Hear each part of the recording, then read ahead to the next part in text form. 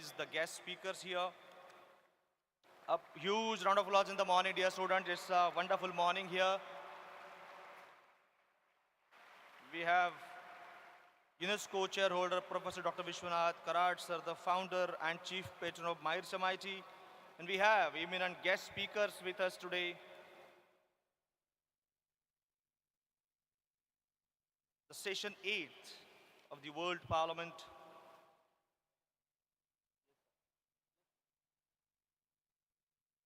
I request all the dignitaries to kindly be seated.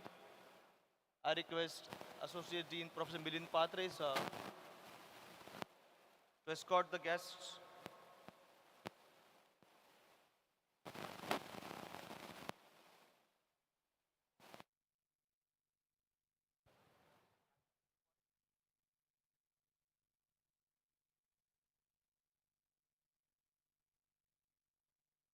We have on the dais the members of eminent bodies and the people who have been working in the field of peace. I request them to be kindly be seated. Accept our request and honor to be on the panel of this session 8, the 10th World Parliament.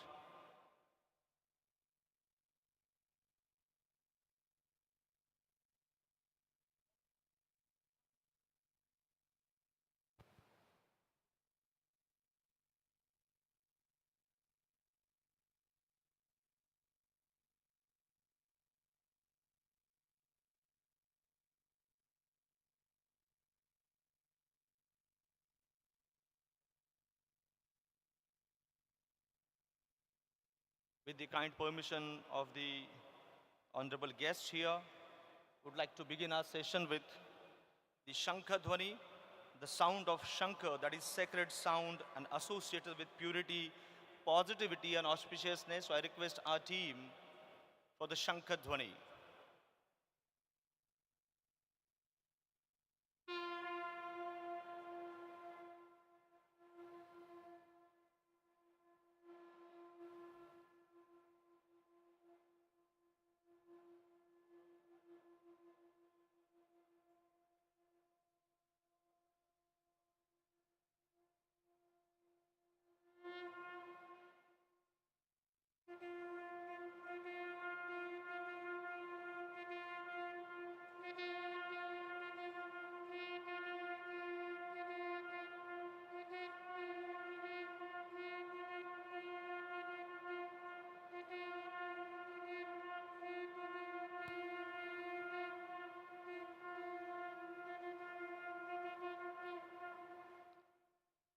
Thank you for filling this atmosphere with the energy, positivity, and the message of harmony. Thank you so much. Now, it's time for the tradition that we follow every time. The session begins with Omkar meditation. Om, that is the inner self and the first sound of the universe, the Nada Brahma Om. May I now request and invite Professor Milind Patre, Associate Dean, Faculty of Peace Studies, to conduct Omkar meditation.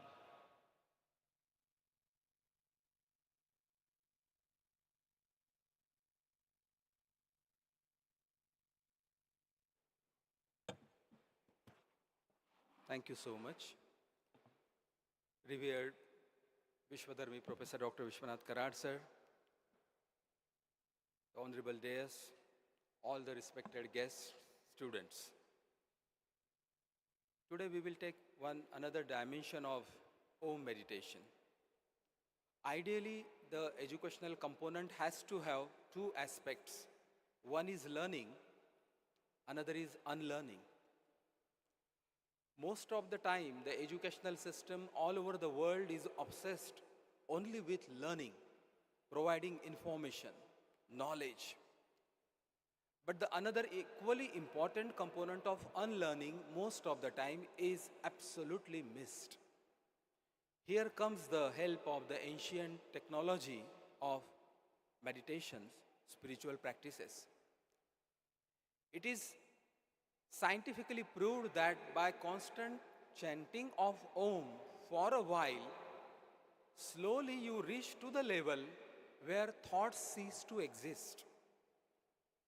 We reach to the realm of our being where you are no more the physical matter, you are no more your thoughts and emotions and feelings, but you transcend these limitations and reach to that realm of our inner centeredness where exists pure consciousness. That in Upanishad they call it as a Turiya, the fourth. But of course, it needs some constant practice. But let us have a glimpse of it at least. So today we will conduct with this dimension because ideally, no, most of the times, Om meditation is associated with religious symbol, something to do with God only. But now we are saying a practical dimension that how to reduce the chaos, confusion, turmoil in our own inner recesses of the mind. So let us join together with this chanting of the Om. I really urge all of you to simply experience this. If we can't experience that reverberation in this magnificent world peace dome, probably then where it is possible for us. So let us not miss this beautiful opportunity. When the music will be played, when the audio of Om will be played, I request everyone to at least for 2 minutes stop all the external activities. Just center yourself in the dome. No past, no future. Just be in the home here. You can close your eyes gently. I request all of you on the dais, off the dais, please close your eyes and you can really participate along with the music and chant Om for 2 minutes. Following that, we will observe a 30-second silence. So please close your eyes, be comfortable, and participate wholeheartedly in Om.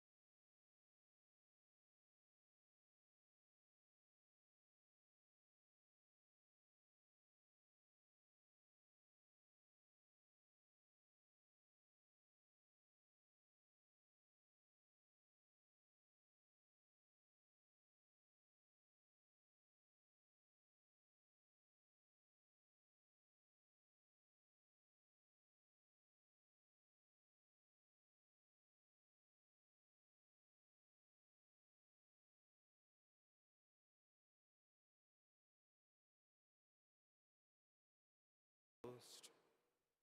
Keep your eyes closed and just witness this silence within.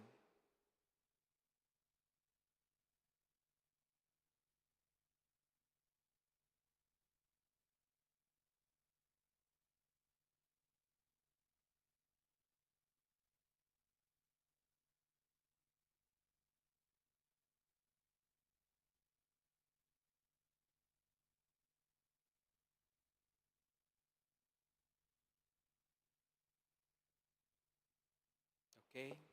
Thank you. Thank you very much. And thank you all for participating in this beautiful Om meditation. Thank you once again. Thank you, sir, for that blissful experience through Omkar meditation. To audience, it's time for World Peace Prayer. The prayer that has been a brainchild and concept by revered Professor Dr. Vishwanath Karat, sir. 4 decades long tradition of World Peace Prayer. A prayer that is above all caste, creed, religion, all differences that we have, and that really brings us under one roof of humanity and oneness. May I request each one to rise in their seats. Kindly rise in your seats for the World Peace Prayer. Join your hands, close your eyes, and bring the image of your parents, your guru, the supreme power you believe in, and wholeheartedly let us all participate in the World Peace Prayer. May I request our technical team to play the World Peace Prayer.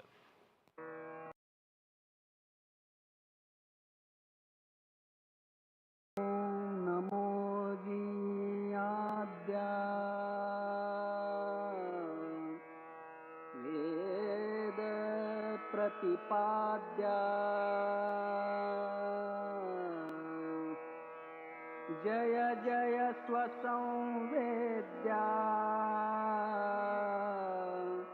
आत्मरूपा देवातुति गणेषु सकलार्थमतिप्रकाशु म्हणे निवृत्तिदासु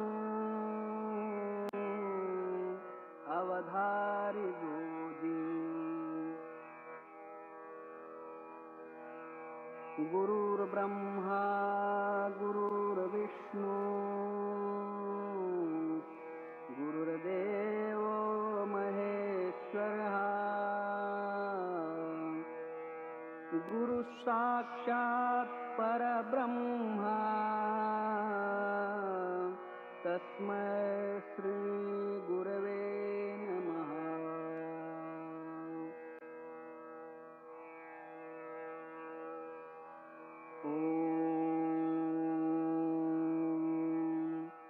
पूर्णमदः पूर्णमिदं पूर्णात् पूर्णमुदच्यते पूर्णस्य पूर्णमादाय पूर्णमेवावशिष्यते। ॐ शान्ति शान्ति शान्तिः।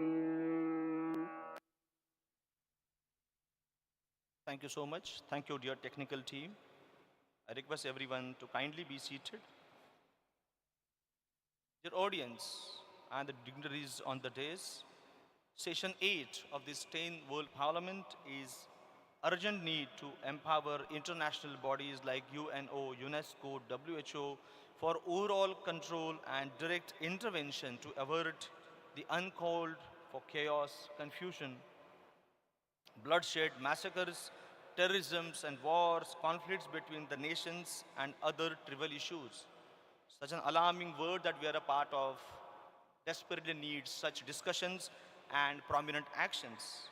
To have this discussion today, we have august presence of UNESCO chairholder Dr. Vishwarajbaug sir. We have with us Dr. Priyankar Upadhyay sir. We have Honorable Professor Dattesh D. Parulekar sir. Honorable Professor Mohammad Mehtab Alam Rizvi ji, Honorable Professor Gaurav Jha ji, Honorable Professor Sanjay Bharadwaj ji, Honorable Professor Meera Khanna ji, Honorable Dr. Deepak Pawar ji, Professor Ruzana Pakshu from Moscow, Russia, Honorable Tej Vidya ma'am from Tej Gyan Foundation, and our own advisor, Senior Professor Dr. Anju Upadhyay ma'am. Let us all put our hands together to welcome all these dignitaries to have discussions and suggested actions for the future. Now, to throw some light on the session, may I request our technical team to relay the curtain raiser film to know more about the session. Technical team.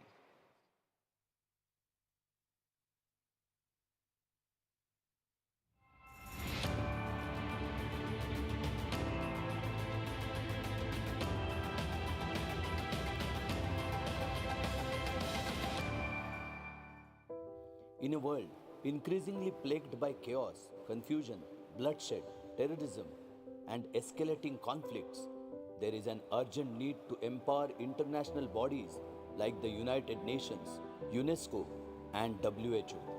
These institutions were established with the noble goal of fostering global peace, security, and cooperation.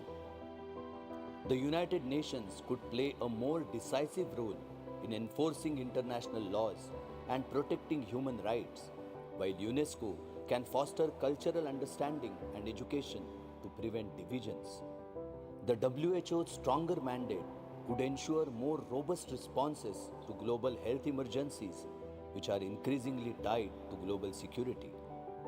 This session is based on the urgent need to empower international bodies like UNO, UNESCO, WHO, etc., for overall control and direct intervention to avert the uncalled for chaos, confusion, bloodshed, massacres, terrorism, and wars, conflicts between the nations and the other trivial issues. In this session, we will talk about empowering our international bodies with the necessary tools for direct intervention and oversight. We can avert unnecessary sufferings and build a more stable, peaceful future for all.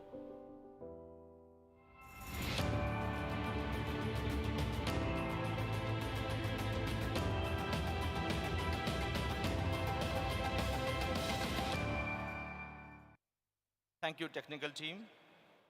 May I now request and invite Dr. Priyankar Upadhyay, sir, UNESCO Chair for Peace, BHU, Distinguished Professor and Senior Advisor, MIT World Peace University, for welcoming and for his introductory address. So please.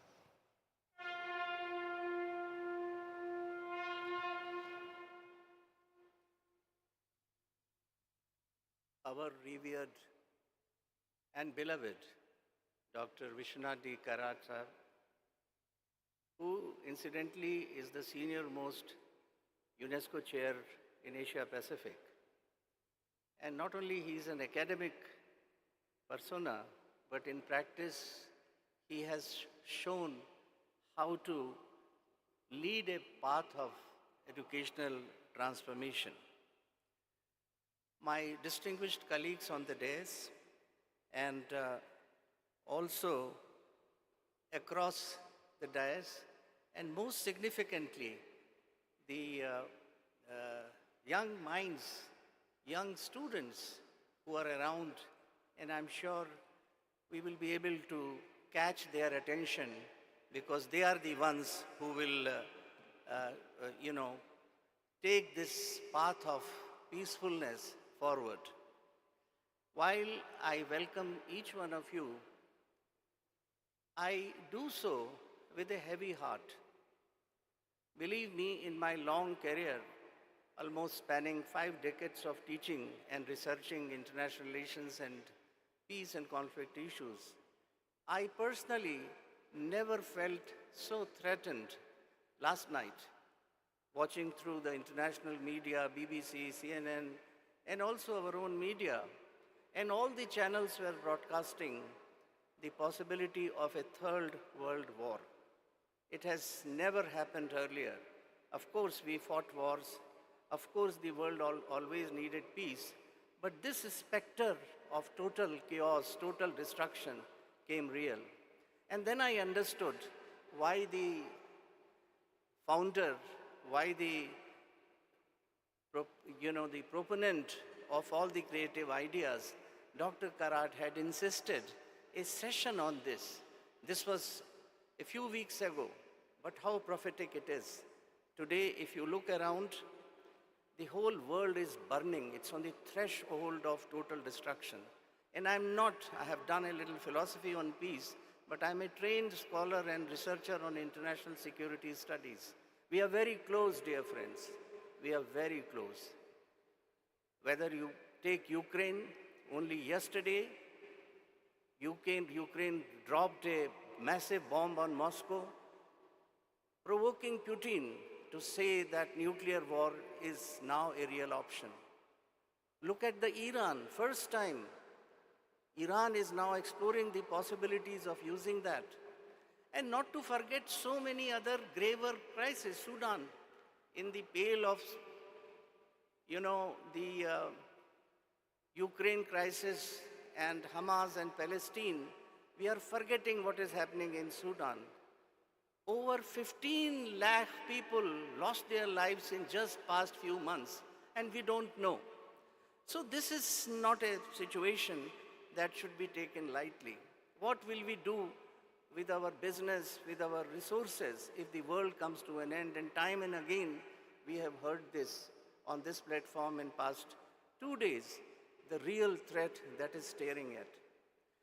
And this happening, paradoxically, just 3 days after Mahatma Gandhi's birthday celebration, just third day after United Nations celebrated the, the year of non-violence in United Nations General Assembly. It's happening, and it's happening, and it is very true that this will create a situation from which it will be very difficult for us to escape. Well, my role was to welcome the wonderful dignitaries we have and welcome especially the young minds who are around. But let me very quickly say just a few words about what the international community is doing. And I feel a little sorrowful when I feel that people generally criticize United Nations and international agencies, some for some real causes, but mostly because they even don't care to find out what is happening to these international bodies. Just a day before, the Israeli Prime Minister and the other leaders, they straight away told General Secretary not to visit Israel, the United Nations General Secretary. United Nations is not an independent body. It is a reflection of all the member states. It reflects our contradictions, our fault lines. If United Nations were like a Leviathan or a Mahamanav, we could have blamed it. We need to blame ourselves. We need to also blame the leaders. I mean, look at the leaders of the world today, the heads of these states. They are all vying with each other to militarize their country. They militarize the security environment. Now, sometimes it is asked that why are they doing it? They do it because we allow them to do so. Many a times leaders take militaristic posture because they know this is the way to win the election. This is the way to lead the people. So the challenge is on us. Challenge is on young people to say no to war, to no to this destruction. And also I would request the younger people, especially here, to be a little open to the international bodies. I mean, if I ask a blank question to the audience, how many of us know that United Nations just 3-4 years back passed a right to peace? I'm sure not many answers would come. A right to peace is given to all of us. A few years ago, United Nations General Assembly banned or declared illegal the nuclear weapons, but we don't care. What is the way out? The way out, and for which I'm grateful, and the only reason we are all here and we celebrate is that we are working in a university of peace. It requires courage of conviction to declare a university as University of Peace, MIT, World Peace University. We have just another example in Latin America. Otherwise, this is the only university. And why I say courage of conviction? Because peace doesn't sell. Peace is something, war sells, armament sells. Peace doesn't sell. But to take this issue as the center theme, this university is marching forward. We need to create an education system which Dr. Karat and his whole university and all his soulmates and people like us are very trying to establish here, to create an environment in which a young mind is trained in the art of collaboration, in the art, not in the art of competition. Unfortunately, the education system today is just teaching us the art of competition, how to win, how to earn more at the cost of other people.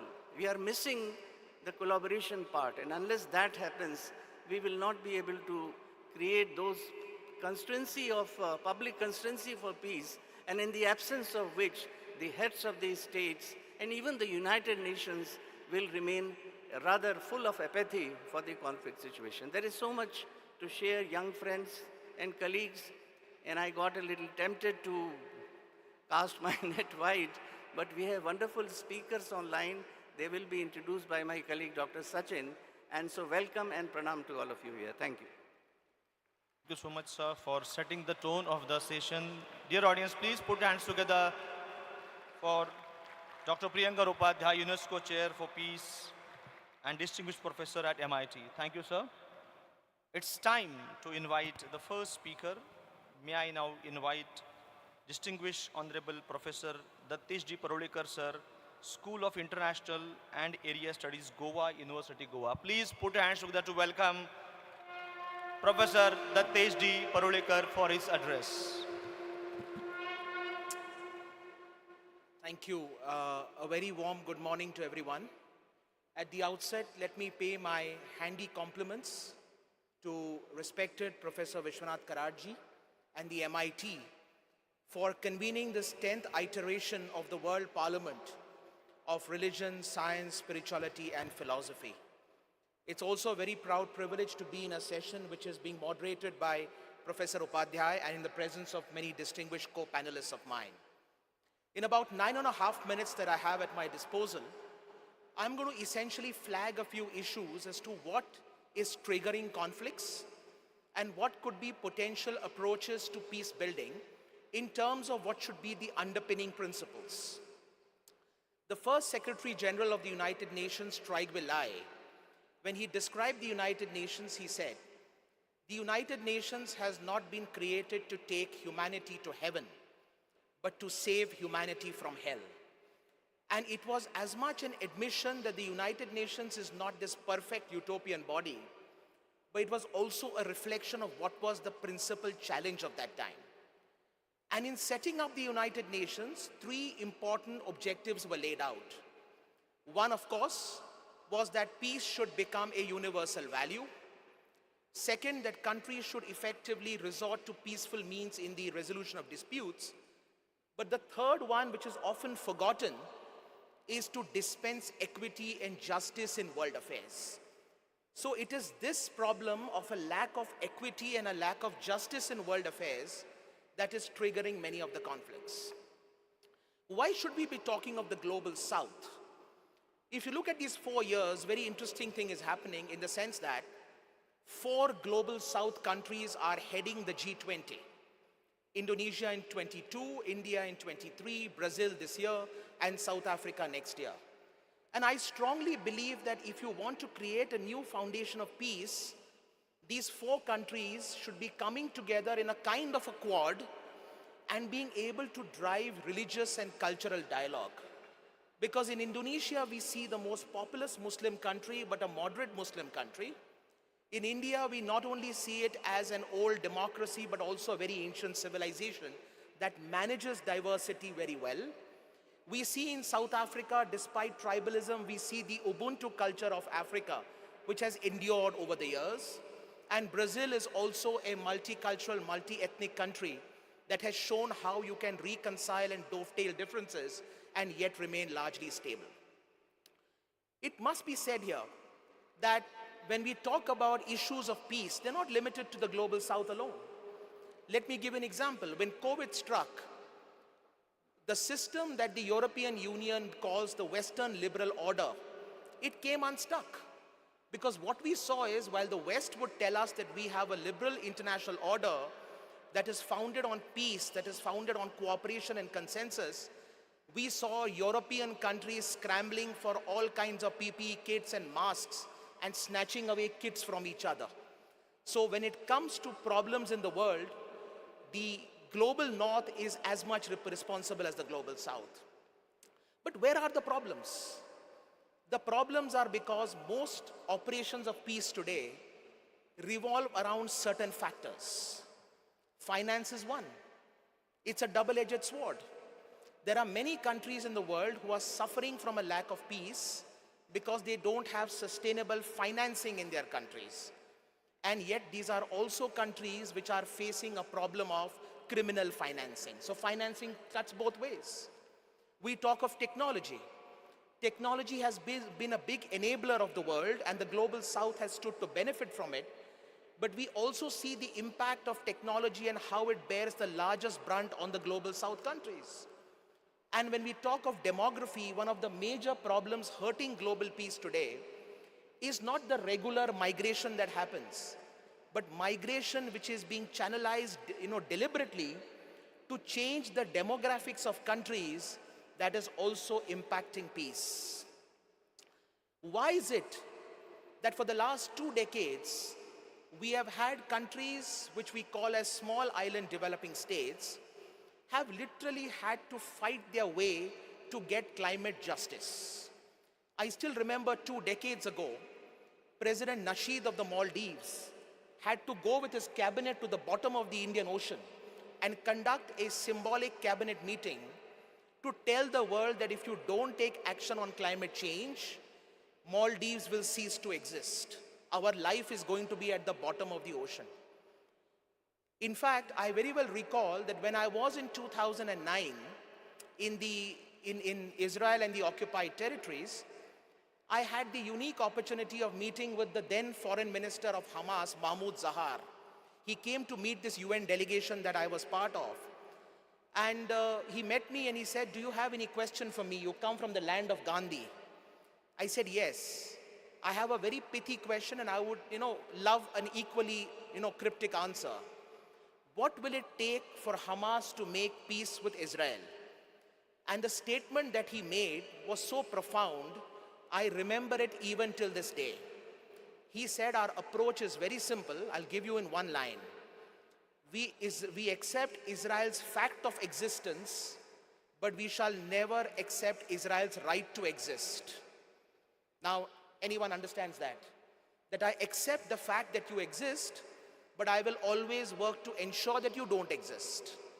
Now, if we have situations of such nature, it is a big challenge to be able to forge peace, whether through the United Nations or beyond.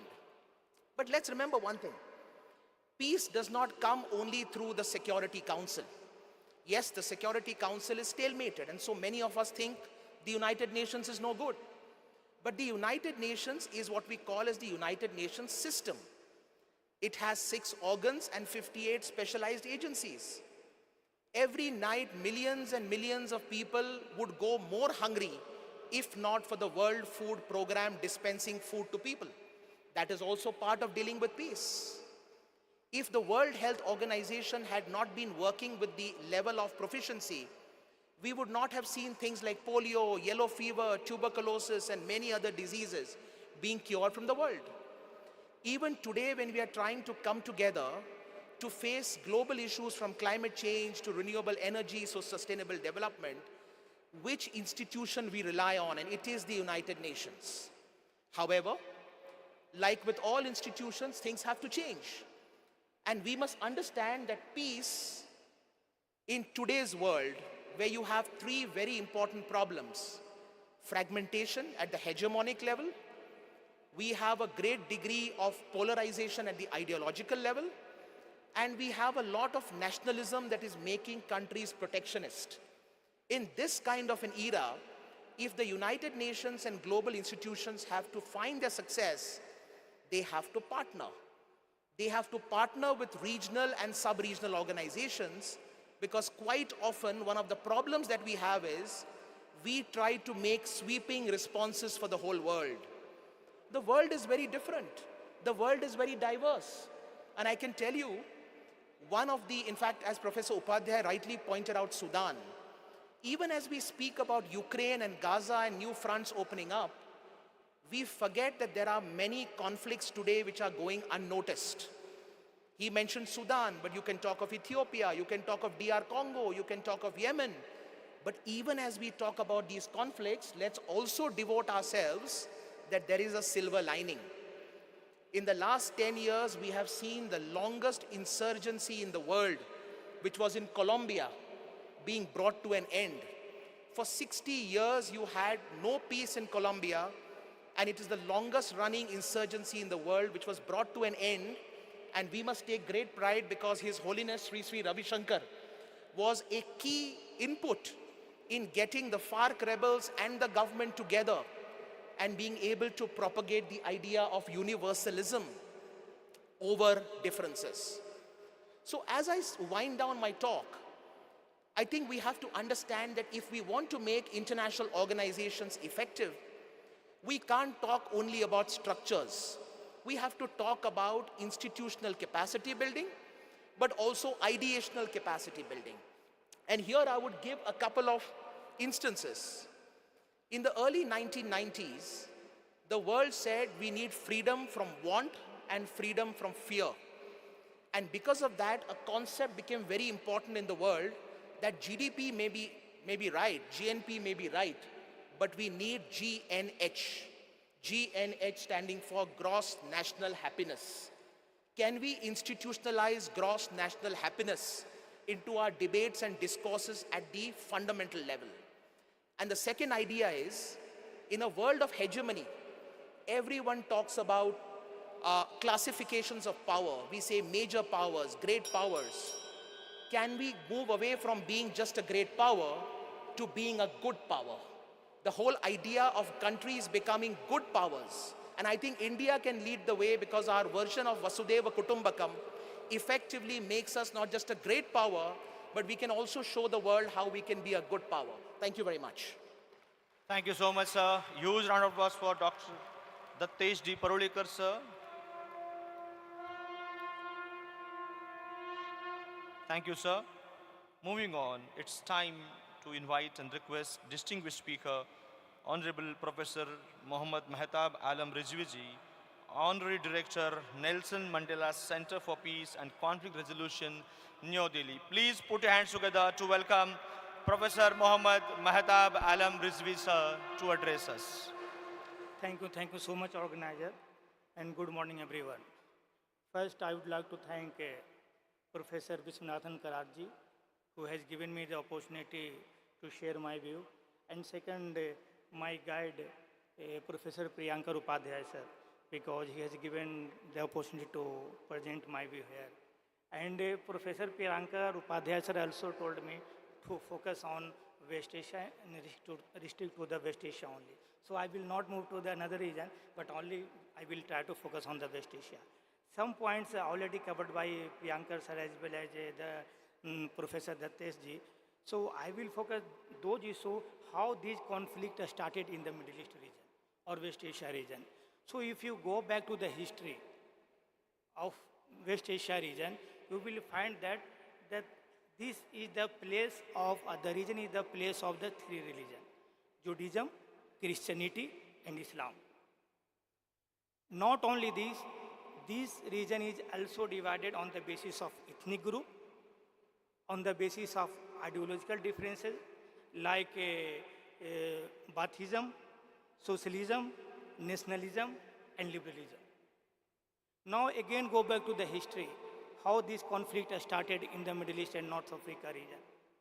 Number one, first is in 1915 to 1916. There were exchange of letter between the leader of Arab world, you can say the Hussein ibn Sharif of Makkah, and British High Commissioner, Henry McMahon. So these two persons, or these two leaders, exchanged number of letters to how to defeat the Ottoman Empire and win in the First World War. Then question arises here, and Arab world asks the question to the Britishers, why will help you to defeat the Ottoman Empire? Then the Henry McMahon promised that if you will able to defeat the Ottoman Empire, we will give you sovereign, independent status to the Arab world and also the Palestinians. And they agreed. So this was the one deal. Another side, Britishers again signed another deal with the Hashemite Empire. And he also ruled on the West Asia region, Jordan, Iraq, etc. And the similar promises also made by him to them. So all the people united together and fought against the Ottoman Empire. And finally, Britishers won the First World War. But during the First World War, even war was not ended, they have signed another agreement. And that agreement known as the Balfour Declaration. So, no, sorry, not Balfour Declaration, I will discuss later. Sykes-Picot Agreement. So Sykes-Picot Agreement was happened between France and Britain. These two foreign secretaries signed the letter to how to divide the Middle East into three parts. So this was the secret agreement between France and Britishers. And they have divided the Middle East region into three parts. One part given to the Britishers, another part given to the French, and Russia is also got the third part. So this was the backbone of the conflict in the Middle East and North Africa region. Then Arab as well as Hashemite Empire or Hussein ibn Sharif of Makkah, they thought that they made the promise and committed to give the independent status for the Palestinian as well as Arab world, but this was not happened. So they said that this is the betrayal of the exchange of letter between Ibn Sharif of Makkah and Henry McMahon. So then this conflict started. Another third agreement was signed in 1917. That was the Balfour Declaration. And during the Balfour Declaration, they sent the letter to the leader of the Zionist regime to settle in the land of the Middle Eastern region. And people also accepted. Palestinians also accepted, Arab world also accepted. There were no conflict even during that time. Even the Palestinians given the land to the Jews to settle here and there because they were also facing problem in the world or in the European country. So they have also provided the land to them. But when they have settled and when the United Nations passed the resolution in 1948 for the two-state or for the separate state for the Palestinian as well as for the Israeli or Jews, then conflict started again. One side you have accepted in 1979 to give a space to the Jews. Why you are opposing for the two-state solution? This again questionable. And we should ask the question to the Arab world. And if the United Nations passed the resolution for the two-state and they have also demarcated the boundary and land, these should be governed by Israel and another should be governed by the Palestinian. But this was again not accepted by the Israeli. Another mistake created, another blunder created by the Israeli. So this is the backbone of the conflict in the Middle East and North Africa region. But conflict not on the basis of the religion, but on the basis of ideology, on the basis of national interest of the country. Why I am saying national interest of the country? Our previous scholar also told that if we can take the example of Hamas, Hamas is Sunni organization. Iran is the Shia country, but Iranians strongly support Hamas. Why? This is not the religious base. This is again the country national interest. Hezbollah can be understood. This is the Shia organization. Iran used to support because Iran is also Shia country. But at the same time, Saudi Arabia, time to time, also used to support Hamas. So where is the religion? No religion here. If you are supporting the non-state actor in the Middle East region on the basis of religion, this is not the fact. This is on the basis of their ideological differences, on the basis of their country interest. Another side, there are three types of ruling you will find, or system you will find in the Middle East and North Africa region. And all the monarchical countries in the Middle East and North Africa region, they used to rule on the basis of the hierarchy system, or three types of monarchy you will find in the Middle East and North Africa region. Number one, the domestic, or you can say the hierarchy level. Number two, the linchpin monarchy. Number three is the hybrid monarchy. Hierarchy level means on the basis of the decision of the Shura Council, either in Saudi Arabia or either in Kuwait, Qatar, Oman, in each and every country, you will find that only those who are member of the royal family, they can only become the head of the state. No chance given to the another citizen. So this is another problem, and that is the reason Arab uprising started in 2011. And this was the main cause of the conflict, because the people of the Middle Eastern region not given the adequate share of the power in the Middle East and North Africa region. Second one is the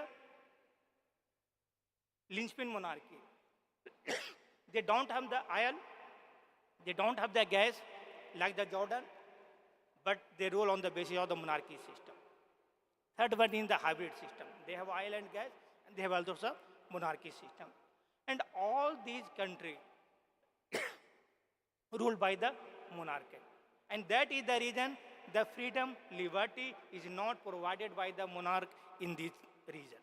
And people are struggling for their freedom, liberty, and adequate share of power in the political process of the country. So this is the main reason of the conflict in the region. Now coming to the solution. The external player or the major player of the world cannot resolve the problem. I think internal or regional people should come together and try to resolve the problem beyond the sectarian divide, beyond the religious divide, beyond the ideological division, or beyond their country interest. This is the solution of the problem. Number one, even we talked about the value of education or value system in our education system or spiritual value in our education system. We have, if we go to the Shanti Parva, the 12th chapter or 12th book of Shanti Parva, this is clearly mentioned that how to behave with the enemy during the war or after the war. Today we are talking about the Geneva Convention. And this is already mentioned in the Shanti Parva in 12th chapter, if you go through that. So this is the spirituality. And the basic meaning of the spirituality, we will find that if we develop the feeling of the someone is superior, bigger, and stronger than me, will develop the spirituality in our society. I went to here for breakfast. So I just asked where the plate, where I can take the plate and serve my breakfast myself. Then some people were standing there, sir, no need to take yourself, sit there, because I used to go for the buffet system and I used to serve the breakfast. But some people were there, no, sir, no need to stand there, sit here, we will serve you. So this is our culture. This is our Indian society. So we are really impressed. Then I asked the question, how do you get this idea?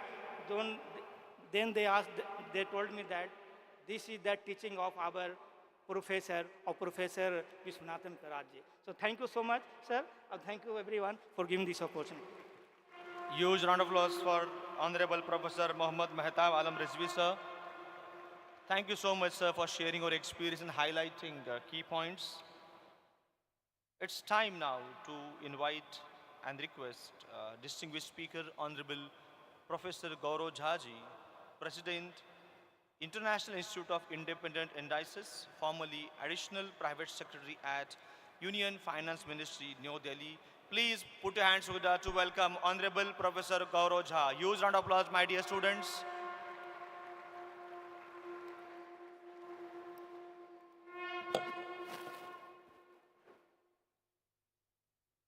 Good morning, everybody. Before I begin, I want to express my humble and sincere gratitude to Professor Vishwanath Karad for inviting me to this August gathering and giving me an opportunity to spend time with all of you and learn a lot from all of you at this prestigious World Parliament on Science, Religion and Philosophy. I also express my sincere gratitude to Professor Priyanka Upadhyay, Professor Anju Upadhyay ma'am for inviting me. So thank you to all of you. So the title of our session is very aptly named that the urgent need to empower multilateral bodies like United Nations, UNESCO, WHO to prevent uncalled chaos, confusion, massacre and terrorism. There could have not been a better timing than this to discuss such an important and timely issue, because this is a time when day after tomorrow on October 7th we'll be observing 1 year of invasion in Israel. This is the time when we are going to observe 2.5 years of Russian and Ukraine war, which started on February 24, 2022. This is closer home. This is the time when we saw 3 years ago Taliban taking over Afghanistan, and very recently this is a conference is taking place at a context when 2 months ago we saw fall of democracy in Bangladesh and taking over by an interim government. So there is chaos, violence and bloodshed going on everywhere. Apart from that, in several parts of the world, there are even more violence which is not even being reported, which is not even being considered in mainstream news media, as rightly pointed out by my earlier speaker. In West Asia, we are witnessing war in Syria, in Yemen, in Western Sahara, we are seeing wars in Morocco. In Africa, we are seeing war in Ethiopia. In Central Asia, we just saw Armenia versus Azerbaijan conflict. In South Asia, we are seeing a coup in Myanmar, and after which there is a civil war going on. Closer home, we have our own problems with our northern and western on our western fronts. So this is a time which we have to rightly ask the question: has the United Nations failed? What is the UN doing? Where is the UN headed? So to answer this question, the single one-line answer is that yes, it appears that the United Nations has failed. If you look at it at the broader level, at the narrow level, people can easily say that it's for the first time in the history of United Nations that one member state has declared the UN Secretary General persona non grata and has said that if he enters, then we will be arresting the Secretary General. So this may appear that the UN has failed, but then it is a very short-term, very narrow perspective to look at it. Why? Because if we look at the history of the United Nations and the history of the world from 1945, then we are seeing two types of violence which has been going on in this world. One is the semantic violence, the violence as we know it, and the other is the structural violence, which is a deep-rooted violence. Semantic violence is in terms of East and West perspective, the Cold War between the USSR and the America, and its extension is going on right now. And the structural violence is the fight against poverty, fight against disease, fight for education, fight for removing illiteracy. So if we look at the East-West front, the United States has failed to a considerable extent in preventing a violence of semantic nature. But on the North-South perspective, if we look at the developmental level, United Nations has done a pretty impressive job. If there had been no United Nations, the situation would have been even more worse. So this we have to accept and we have to recognize and we have to give due credit. Today, when we talk of peace, then Millennium Development Goal is also a definition of peace. Sustainable Development Goal is also a definition of peace. We cannot discount that, we cannot disregard that. So these are the things. Now let's move to the second part of the talk, which is how to empower such international organizations like UN and UNESCO or WHO or whatever. So we have to understand what exactly is politics. Politics is the omnipresent process of competition, cooperation, and conflict, which is going on at all levels of human interaction. Wherever there are humans, interaction is going on, there is a competition or cooperation or conflict. Now, our objective is how to maximize cooperation, how to minimize conflict in this ever-competitive world. So what is the strategy? As a person who is a realist in short term, and my definition of short term is anywhere from immediate times to maybe 5, 10 years or 100 years or 50, 20, whatever, even up to 50, 60 years is my definition of short term. I advocate the concept of Shastra. And in the long term, my idea is we have to approach an idealistic perspective which is based on the battle of Shastra. So the war has to be, if we have to empower United Nations or such bodies to bring a peace, we have to work at both the levels, at the level of the Shastra, which is a realistic perspective, and at the level of the Shastra, which is the idealistic perspective. It is, now what is going to be the objective of whatever the methodology you use, whether you use realist or liberal or whatever, what is going to be our objective? In my very emphatic answer is to gain power. This may sound counterintuitive. This may sound that many of you may question that, sir, power is usually said that power corrupts and absolute power corrupts absolutely. One may say that. I say no. Aung San Suu Kyi had said it is not power which corrupts, but it is a fear of losing power. I say this is also a wrong definition, because I was taught by my father that it is not important whether power corrupts or absolute power corrupts absolutely. It is also not important whether it is a fear of losing power. What is the most important thing is who wields the power, who controls the power. If the power is in the hands of Ram, you will have prosperity. If the power is in the hands of Ravan, you will have a different result. You will have destruction. If the power is in the hands of you have got countless of examples. In the hands of Krishna, you have something else. If it's in the hands of someone else, you have destruction. So power का pursue करना चाहिए, power से दूर नहीं रहना चाहिए, power को हमें लेकिन समझना चाहिए कि how to control power. And for that, we need to understand and we need to realize what exactly does power do to us and how do we behave with power. So there's a basic, very old traditional saying in Hitopadesh, Ahar nidra bhay maithunancha samanya etat pashubhir samana dharmo hitesha adhiko vishesha dharme nahina pashubhir samana. अर्थात आहार, निद्रा, भय, मैथुन, food, sleep, fear and pressure, these are the four characteristics which are common between humans and animals. But then what is that distinguishes humans from animals, which makes us human? Dharmo hitesha adhiko vishesha dharmena hina pashubhir samana. So if there is no dharma, and the very definition of dharma is not religious, but it is righteousness, your righteous obligation. So if you do not do your righteous obligation and if you do not know what your dharma is, then there is no difference between you and an animal. And then how do we realize what is our dharma? What is our concept?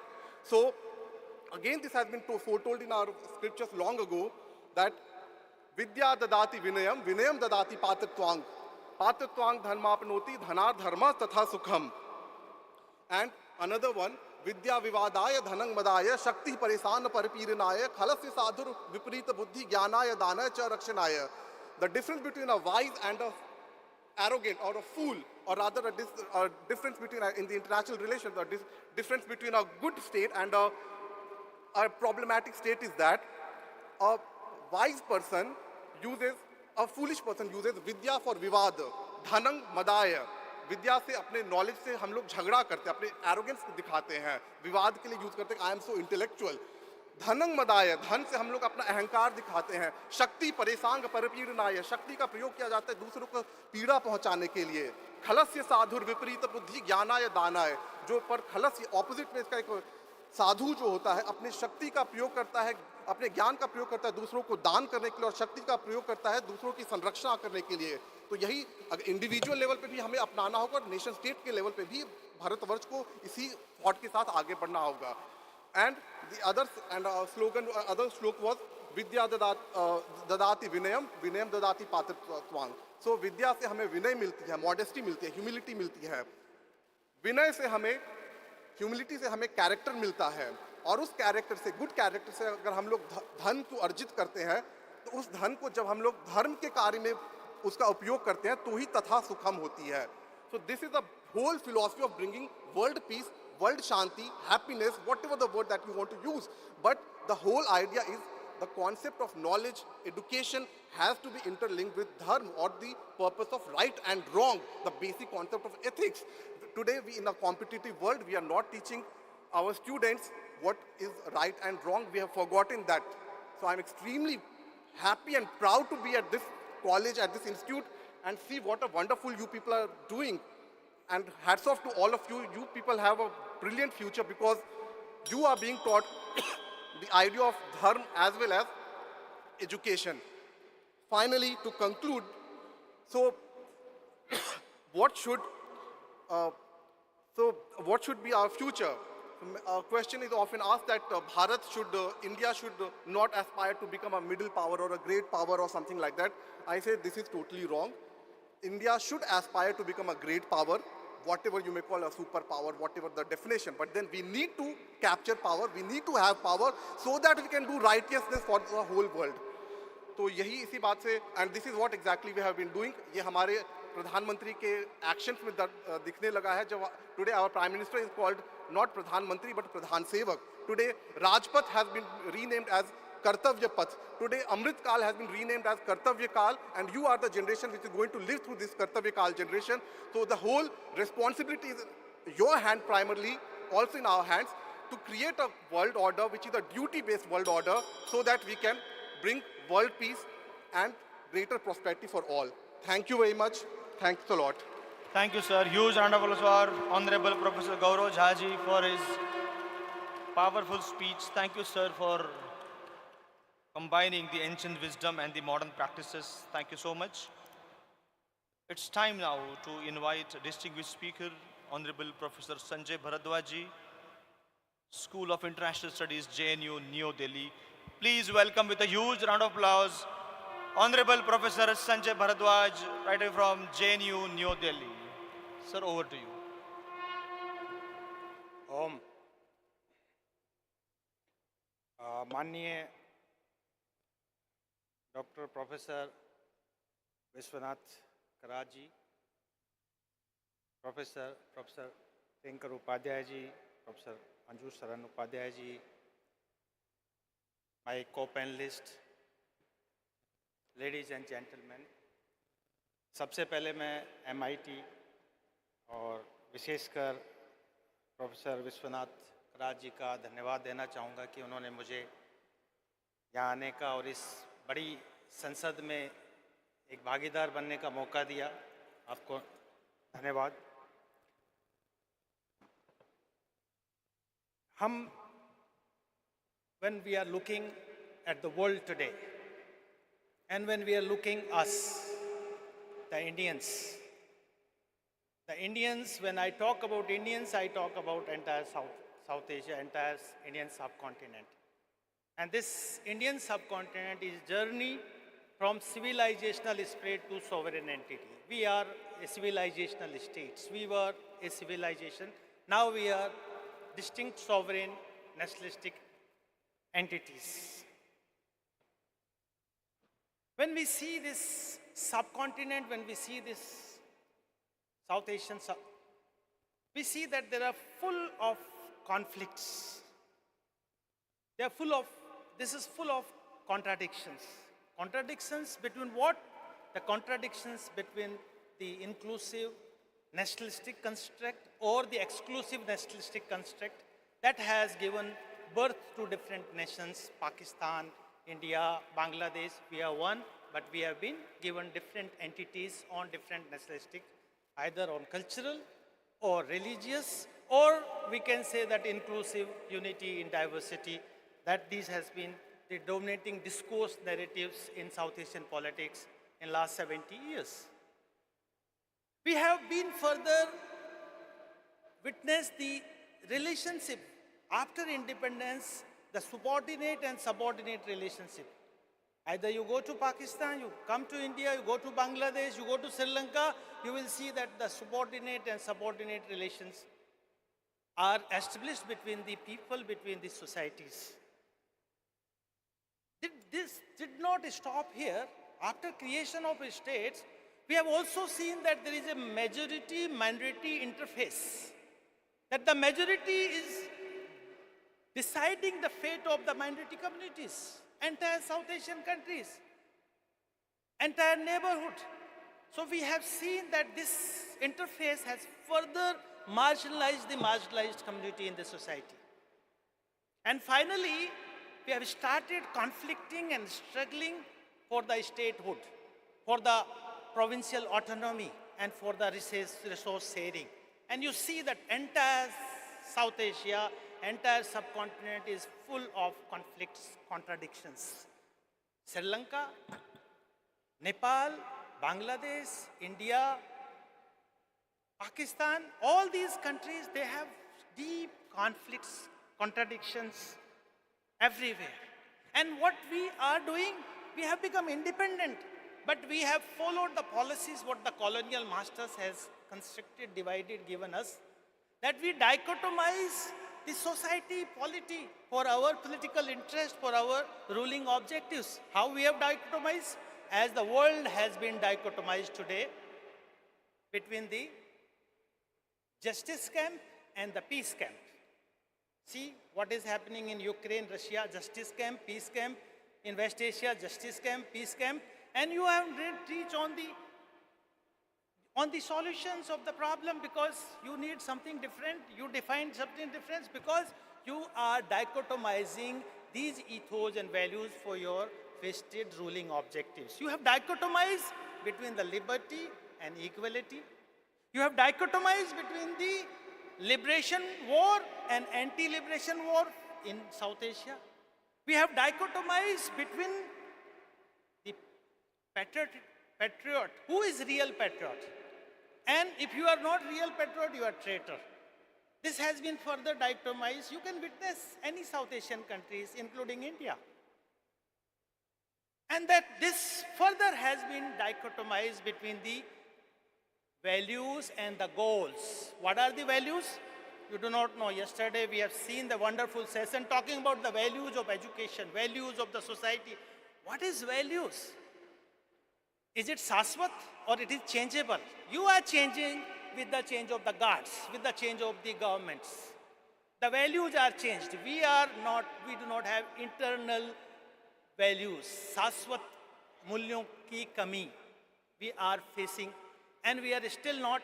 And being on the land of Buddha, being on the land of Mahavir, being on the land of Mahatma Gandhi, we are still haven't reached the ethos and values of this society. What is peace?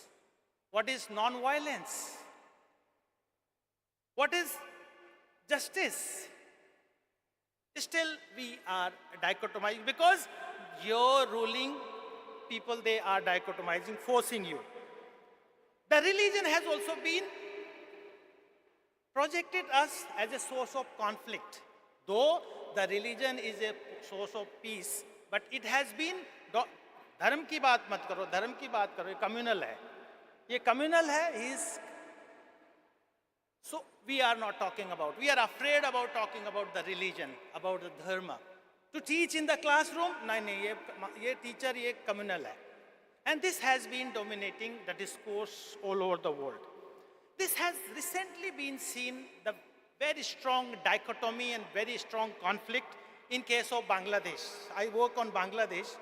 That the dichotomy has been a dominating discourse between the two forces. One believe in the religious nationalistic construct, another believe in the cultural construct. Cultural construct who believe in the spirit of 1971. Who are those? They are inclusive, they are secular, they are Bengali nationalistic, has been contested by the religious nationalistic construct who believes in the idea of Pakistan, the forces of 1947, the old Muslim leaguers. And this discourse we have seen throughout the Bangladesh history from 1947 to till date, that there are assassinations, there are coup, there are counter coup, there are violence and against the minorities. And this has been further radicalized by the ruling elites of Bangladesh for their political objectives, like the radicalizations or the fundamentalism has grown in Bangladesh at three layers. At the macro level, when you will go that the ruling objectives, they have symbolized the ethos and values of the societies as per their majoritarian discourse along the religious line. And that has been fueled by the petrodollar, by the Arabic Islamic constructs that they are giving money, that you build the mosque, you build the madrasas, you teach the Arabic educations and all that. And this has been further damaged the cultural inclusive ethos of Bengali society in particular and in South Asian society in general. At the meso level, there is a decline of scholarship. What is the decline of scholarship? That we fail to teach the true version of the Islam. We fail to teach the true version of the religion.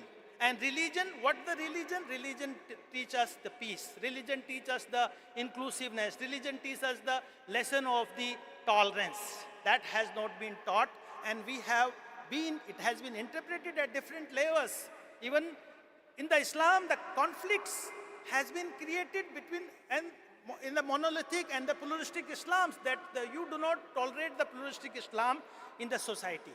And this has been further dichotomized because the failure of the scholarship, the failure of the teachers, the failure of the padris, the failure of the Maulvis, the failure of the Pandit, that we are not teaching the true meaning of the religion. That has further exaggerated the conflict. Islam khatre mein hai, dharm khatre mein hai. Further, it has been created at the micro level. It was not impacting much to the people earlier.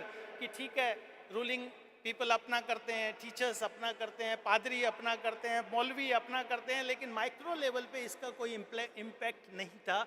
This has been impacted while we have reached on the age of globalization. The globalization has meet the gap between the people and the like skilled, semi-skilled and unskilled labor forces has started migrating to the Middle East countries, and that they have found that Middle Eastern Islam is different what the Islam preached in India, because Indian Islam is Hanabali.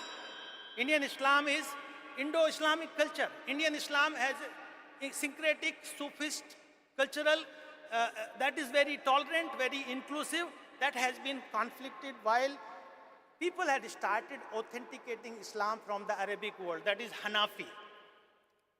And you did not believe in the pluralistic nature of the Islam, because Muslims are different. The Kerala Muslim or the Bengal Muslims, they are two different people. Culturally, the Nepali Muslim and the Sri Lankan Muslims, they are two different people culturally. But we could not tolerate, and you have started imposing the Islamic nationalistic constructs based on the Wahhabism, and this has been created that the Muslims in Afghanistan are killing the Muslims because you do not believe in that.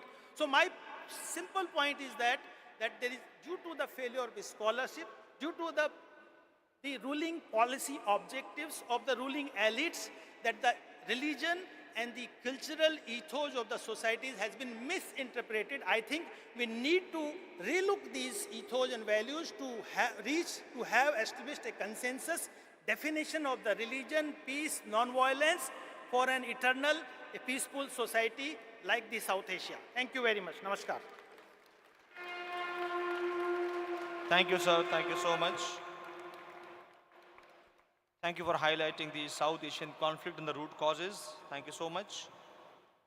It's time now to invite the next distinguished speaker, Honorable Professor Meera Khanna ji, a writer, a poet, a gender right activist, and president at Guide for Service. Please put your hands together to welcome Honorable Professor Meera Khanna ji.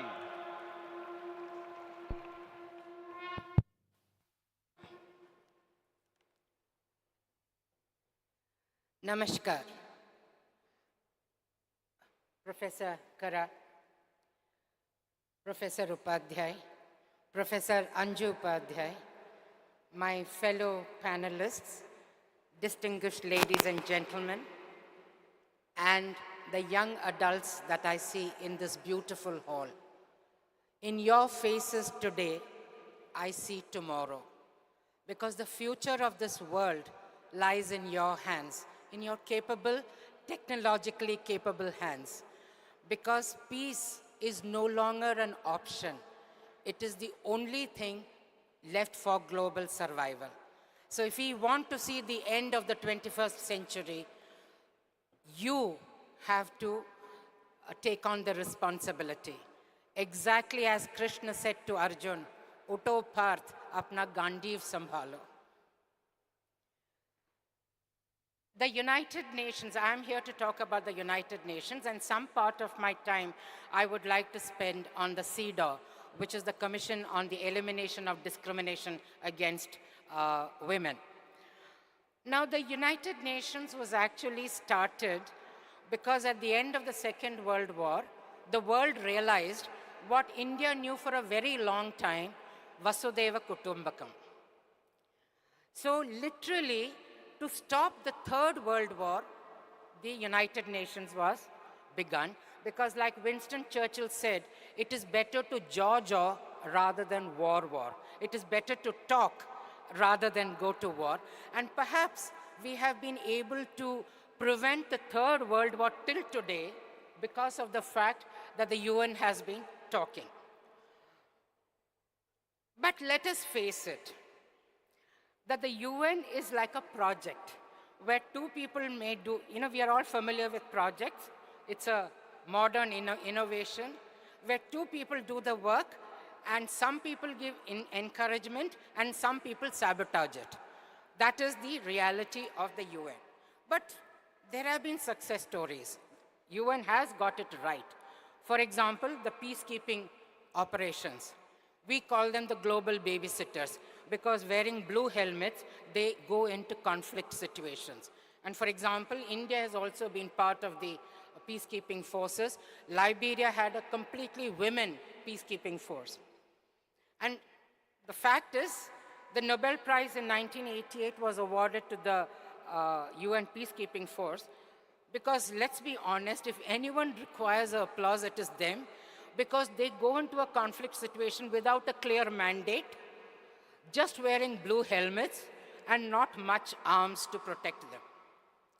Of course, the United Nations has been successful in other activities, particularly the UNICEF, the UNESCO, the collective response to world hunger, the WHO, for example, smallpox has been eradicated, and also mobilizing relief efforts after earthquake and famines.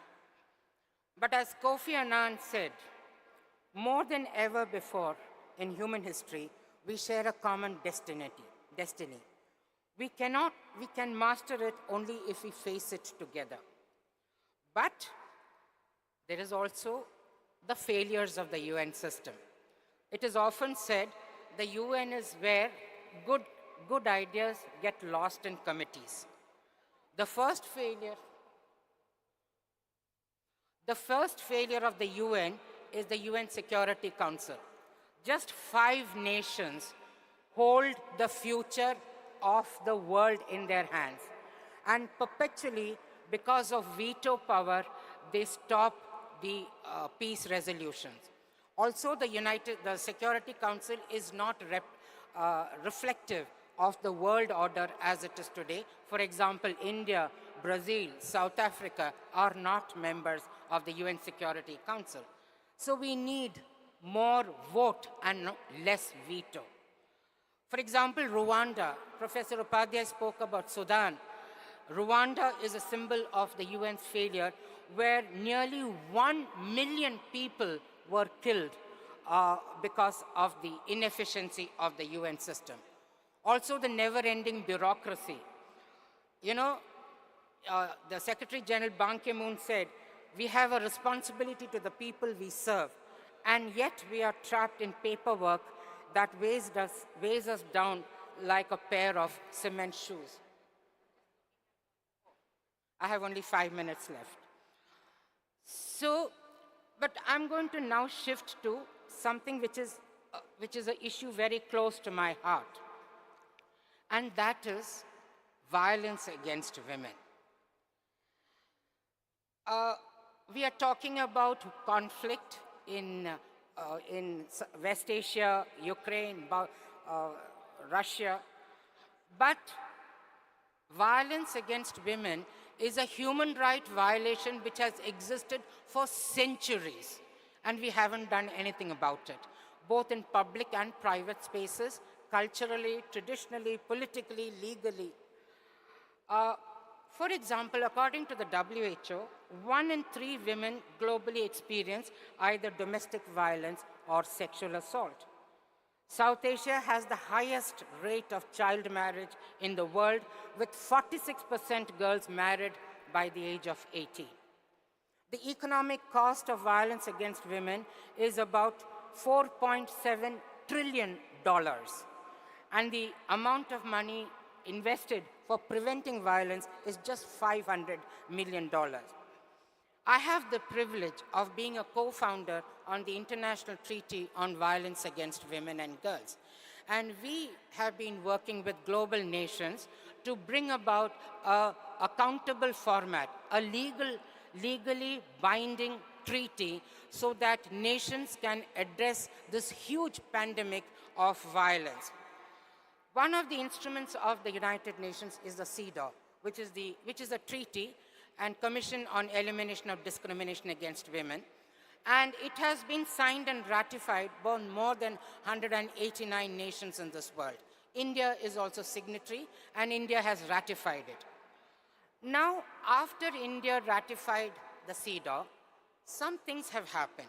For example, we have the protection of women against domestic violence. We have the amendment to the Prohibition of Child Marriage Act, and many other things. But it is difficult to say whether it has all happened because of the CEDAW, because there is a combination of the desire of political parties to win elections, as women are a huge vote bank. Also, there is a desire to look good on the international stage. And let us face it, our constitutional guarantee of equality is also there. So a combination of factors and the fact that India signed and ratified the CEDAW has helped to bring gender-just laws, policies, and programs into India. Now, what we are trying to do is to strengthen the CEDAW, to bring an additional optional protocol, which is a treaty by itself, which will help nations to address violence against women and girls. And for this, the treaty will attract core funding. It will create a global database on violence against women and girls. It will collaborate with local agencies. It will ensure that there is a review of gender unjust laws. There will be a legal accountability and accountability framework. More important, any treaty is good or bad according to its implementation. The new optional protocol that we are pushing nations to accept will have a matrix-based accountability system by which we can find out which are the nations which are actually working to address violence against women and girls. And more important is to put more boots on the ground so that governments and civil society organizations can work in tandem to address violence against women and girls. So in conclusion, the UN isn't dead, but it needs a doctor. We don't throw away the baby along with the bathwater. The United Nations is like a rusty old ship that somehow still manages to stay afloat. But it is a testament to human cooperation, aspiration, and let's face it, dysfunction also. But with all its flaws, the UN is essential because it gives a platform for nations to come together. The togetherness is the most important foundation of the United Nations. And I know a fellow panelist did talk about this, as Dag Hammarskjöld, the second UN Secretary General, wisely remarked. The UN wasn't created to take mankind to heaven, but to save humanity from hell. Today, when we look at newspapers, hell seems very close. Today, the United Nations needs to wake up to see that hell is pushed away from this planet. And I appeal to this new generation to take care of this earth, because this is the most beautiful place in this entire Brahmand. Namaskar, thank you, Jai Hind. Thank you so much, ma'am.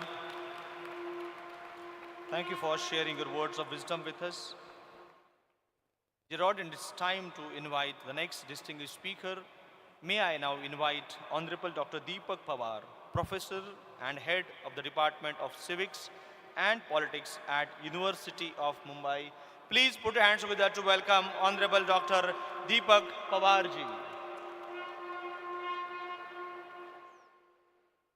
Dignitaries on the dais and friends, I am thankful to the MIT University, Professor Vishwanath Karad, my senior friends, Professor Priyankar Upadhyay, Professor Anju Sharan Upadhyay, and Professor Datta Dandge for having me here.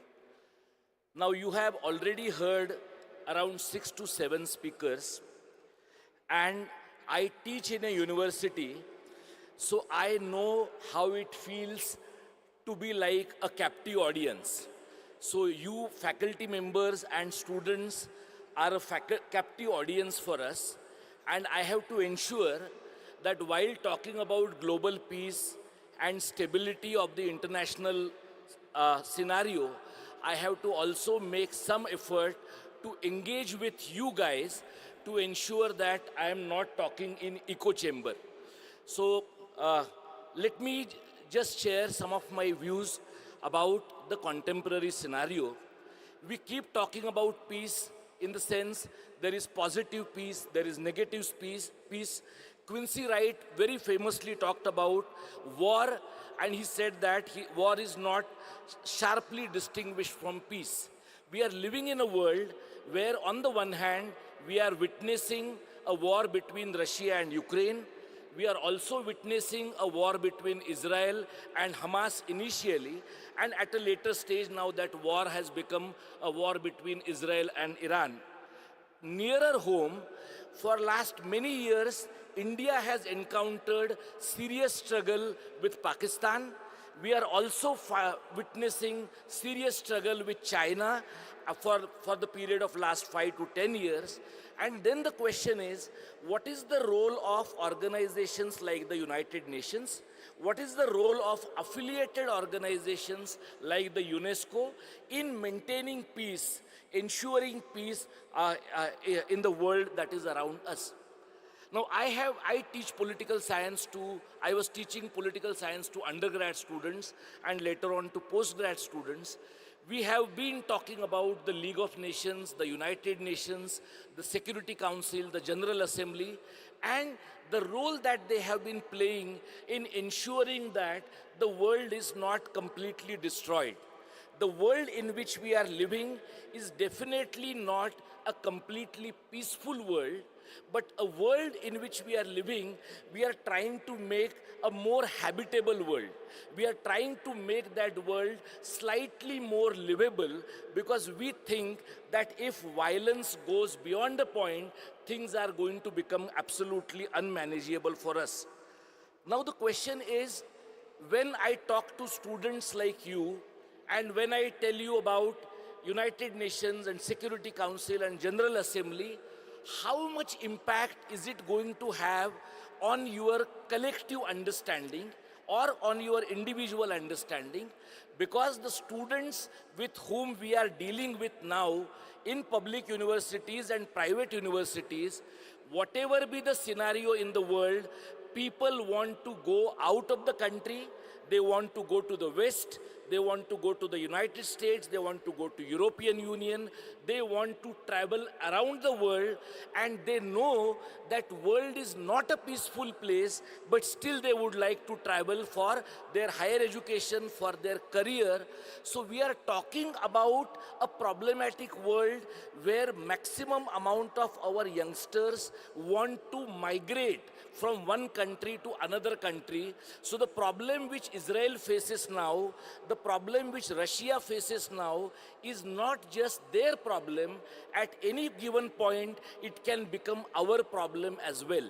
And therefore, when we try and understand the United Nations workability, the United Nations actions, we need to understand that the problem of peace and the problem of violence is not somebody else's problem, it can also be our problem as well.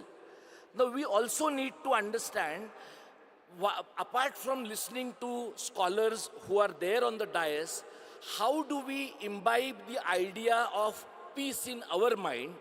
How do we internalize the idea of peace in our mind, and at the domestic level, at the state level, at the national level, and at the international level, peace becomes not just a buzzword.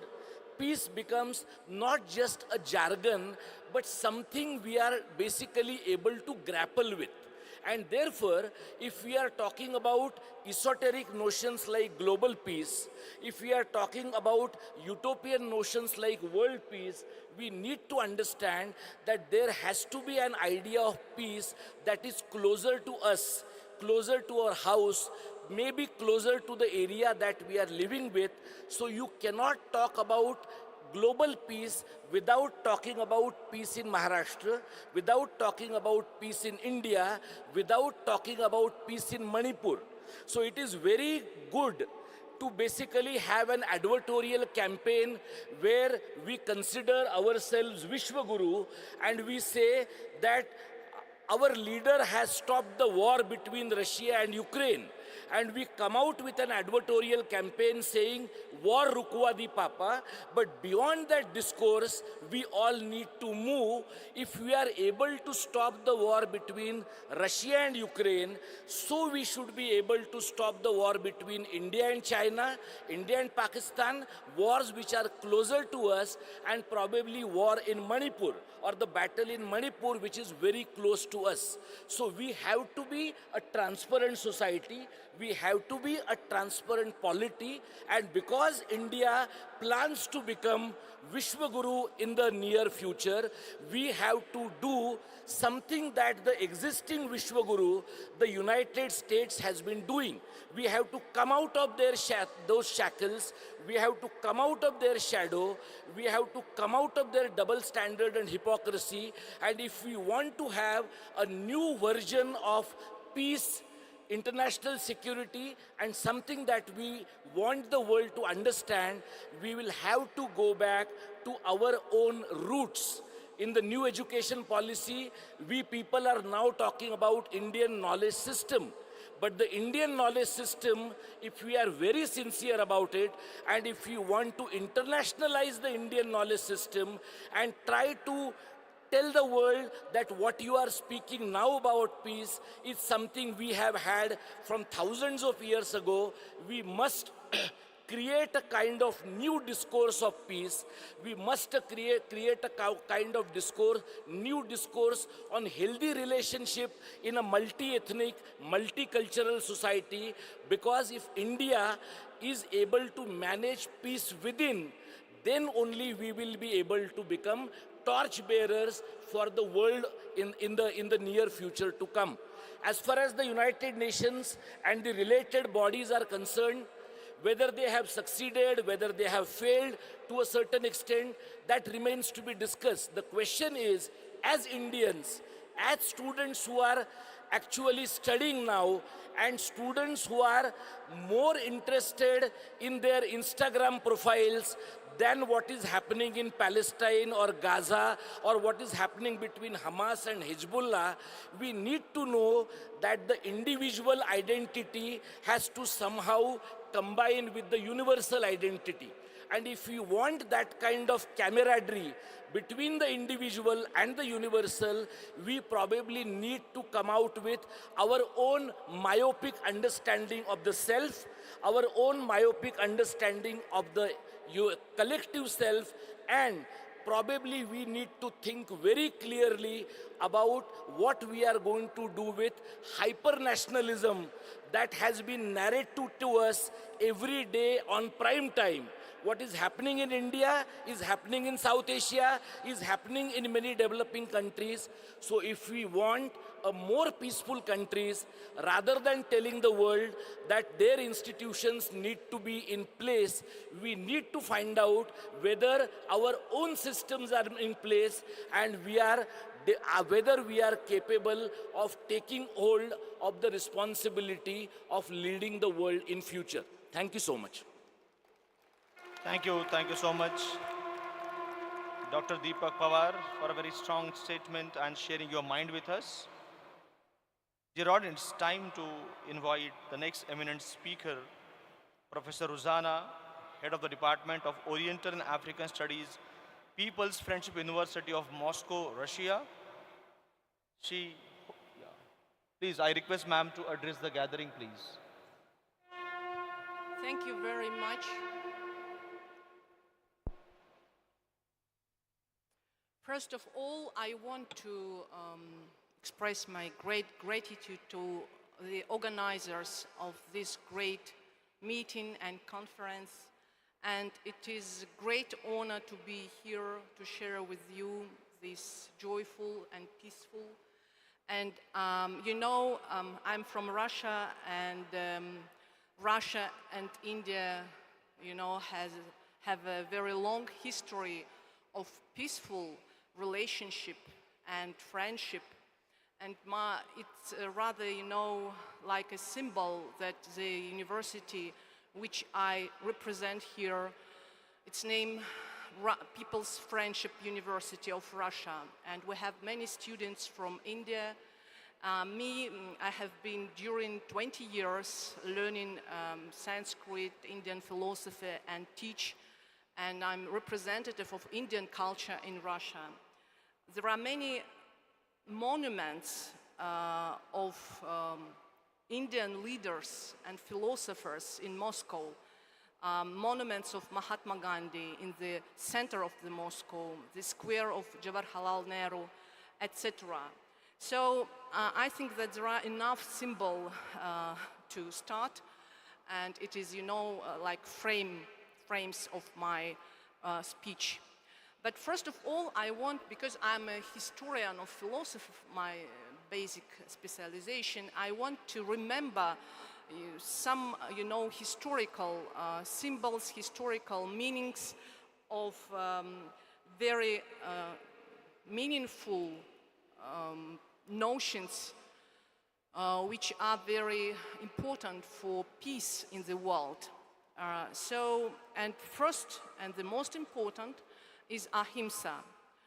You know that in ancient and medieval India, the inevitability of war and tribal clashes was seen as something undesirable, but at the same time inevitable, because even under Buddhist kings, waging war was considered the normal state of the country. It was Mahatma Gandhi who introduced the meaning of the prohibition of wars into the doctrine of non-violence. And although Gandhi owes a lot to the Bhagavad Gita in terms of a selfless service, nevertheless he was categorically opposed to the wars, the militarism and the class system, in defense of which, as the values of Indian society of that era, the Bhagavad Gita was created to some extent. And Mahatma Gandhi, as we know, revived India, revived its unique and inimitable appearance. Some of his ideas did not fit into traditional Hindu teachings, so rejection of the caste system, preaching nonviolence, and the struggle for women's rights has, in a sense, other sources of influence related to the universal values proclaimed in various teachings around the world. Thanks to inherent conversion of Indian thought towards a democratic order, Gandhi managed to give India culture a new orientation after several centuries of stagnation and infuse new life into it. So he chose nonviolent resistance, which the British regarded as civil disobedience, as the main tool of the struggle against British rule. In fact, Gandhi introduces into revolutionary movement the concept of non-action and the humble patience of all subsequent punishments as a tool of struggle. We do not obey, but if we will not resist if you decide not to punish us for it. So India achieved independence in a noble, fabulous way in the best traditions of Indian movies, following the principle of non-violence, ahimsa, and the triumph of truth, satya. Non-violence, in its formulation by various religious traditions, shows that in different cultures and in different historical periods, diverse concepts and approaches are used to denote non-violent actions and attitudes. So Gandhi liberated India using its unique spiritual values. It's ahimsa. The principle of non-violence was originally associated with ajivika and meant the rejection of harm caused to another living being by word, thought, or action. So we know that the most consistent system regulating the practice of this main vow in the life of an adept was developed by Jainism. But of course, ahimsa has features. I will not, enumerate them. But what I want to say that, for example, so if we look into the history, ahimsa was initially associated with the system of thought which are not Brahmanical. But first mention of non-violence as a moral virtue is contained in the Chandogya Upanishad, where word ahimsa used as self-sacrifice and self-restraint. Later, in the Yoga Sutra, the observance of ahimsa is presented as a mandatory requirement for everyone who wishes to be admitted to the practice of yoga. So Yoga Sutras of Patanjali consider in detail the auxiliary means of yoga, among which self-control is mentioned, and the main meaning of which is non-violence, the non-observance of which makes all other means fruitless. But if Gandhi significantly expanded the semantic field of the concept of non-violence in comparison with Leo Tolstoy's understanding of it. If Leo Tolstoy considered non-violence in the context of social life, then Gandhi considers it in relation to human nature. In the teachings of Leo Tolstoy, non-violence is opposed to violence and is considered unacceptable. For example, the Russian philosopher condemned any use of force, even by state bodies, in full accordance with the law. But in the teachings of Gandhi, violence is allowed for protection purposes. So the principle of violence is of particular importance, since violence used against members of one society is evil. Thus, a necessary condition for the implementation of the ideal society project is the active actions of a person to transform the world. So it is a brief description of the history, very rude, and the meaning of the basic principle. But now I'm raising the question, why there is so strong, undesirable, and fear of any conflicts, even war conflict. If we look at any harm and violence and conflict from the point of creativity, we should agree that in some cases a conflict is the only way to provide the good life for every side of a conflict. If we strive for the peace around the world, we should attentively to listen everybody and of course ourselves. And if there is a conflict with our own interests, we must tell about it, and we must be ready to conflict and defend ourselves. Of course, keeping our peaceful state of mind, but using all resources, even fighting if it demands. As I see, we should distinguish two levels. The first one, governmental. Here, ahimsa could be possible on the ideological character. A leader wants peace, wants a peacefulness, relationship with other countries.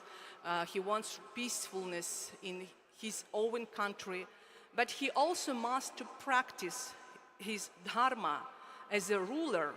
It means to defend the borders, to defend his people, etc. And Bhagavad Gita, in a sense, about it, tells us about it. And the second level is personal. When a person makes a personal decision to practice ahimsa, Gandhi prefers this level because the personal decision of every Indian people, every Indian man, every Indian human being would be more powerful and more safe than other institutional measures and more effective. It needs only a feeling of personal responsibility, which was not possible if we stay in the frame of the caste system, etc. That is why he modernified and changed a little bit Bhagavad Gita teaching. So ahimsa really is a great resource to face any type of evil, probably the only one when a person makes a free decision and tells to evil, I'm not on your side, without further discussion. So I want to complete with Sanskrit phrase, shloka, which in peaceful manner, Sarvepi sukhinah santu, sarve santu niramaya, sarve bhadrani pashyantu, na kaschit dukkam apnuyat. Thank you very much. Bahut dhanyavad. Thank you so much, ma'am. Thank you so much for connecting dots and giving us the guidelines. Thank you. May I now invite the next eminent speaker, Honorable Tej Vidya ma'am, Managing Trustee, Tejagana Foundation, Pune.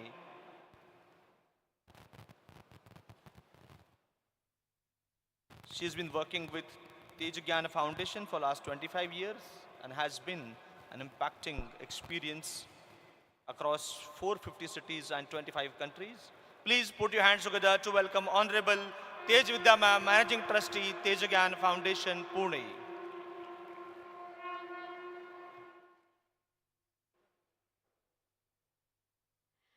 सभी को शुभेच्छा, happy thoughts. The dignitaries on the stage, guest जो सामने बैठे हैं और सारे students, सभी को शुभेच्छा, happy thoughts, good morning. I am here on behalf of Tej Gyan foundation, happy thoughts जो पूना में ऑर्गेनाइजेशन है। I am here on behalf of Tej Gyan foundation to talk with you on peace. Tej Gyan foundation is a charitable institute working from last 25 years. Tej Gyan foundation एक charitable institute है। उच्चतम विकसित समाज का निर्माण करना तेज ज्ञान का मुख्य लक्ष्य है। ज्ञान देते हैं सर्षि, एनलाइटेंड मास्टर, जिनकी वाणी सुनकर, जिनके ग्रंथों को पढ़कर आज लाखों फैमिलीज खुशियों से अपना जीवन जी रहे हैं, प्रेम, आनंद, मौन, शांति में अपना जीवन जी रहे हैं। यहाँ पर अब हम सर्षि से कुछ सुनने वाले हैं। सुनने के पहले मैं सभी को रिक्वेस्ट करती हूँ, कैन यू ऑल से गुड मॉर्निंग। क्या सभी स्टेज पर बैठे हुए डिग्नेटरीज और सभी, क्या सभी गुड मॉर्निंग कह सकते हैं? तो चलो मिलकर गुड मॉर्निंग कहते हैं। Good morning, good morning. तो हम समझने वाले हैं सर्षि से ये कौन सा गुड मॉर्निंग है। ये कौन सा गुड मॉर्निंग है? जब हमने गुड मॉर्निंग कहा तो we are giver of good morning. आपने गुड मॉर्निंग कहा तो आप गुड मॉर्निंग के गिवर हो, but who is the receiver? तो रिसीवर कौन है ये हम सर्षि से सुनने वाले हैं। कौन है वह रिसीवर? और ये गुड मॉर्निंग कौन सा गुड मॉर्निंग है? सिर्फ मॉर्निंग में ही गुड मॉर्निंग कहना है ऐसा नहीं, दोपहर को भी कह सकते हैं, शाम को भी कह सकते हैं, रात को भी कह सकते हैं और दुख में भी कह सकते हैं गुड मॉर्निंग। तो आइए हम सब मिलकर समझते हैं सर्षि से ये कौन सा गुड मॉर्निंग है। मैं यहाँ पर बैठे हुए सभी को रिक्वेस्ट करती हूँ, एक छोटा सा वीडियो है, बिल्कुल शॉर्ट टाइम का वीडियो है, हम बिल्कुल ध्यान से सुनते हैं। All be please receptive to listen Sirshree. Sirshree enlightened master है और आज के युग को ध्यान में रखते हुए आज लोगों को आसान भाषा में क्या समझ सकता है, आसानी से पीस कैसे ला सकते हैं, सर्षि हंसते हंसाते बताते हैं। तो आइए सब मिलकर सर्षि को सुनते हैं और इसमें छोटा मेडिटेशन सर्षि करवाते हैं। उस मेडिटेशन में जब सर्षि करवाएंगे तो please I request now only कि तभी हम मेडिटेटिव पोस्चर में रहे, ध्यान मुद्रा में बैठे, आँख बंद करके बैठे। तो now let us listen Sirshree enlightened master, Tej Gyan foundation, happy thoughts. धन्यवाद।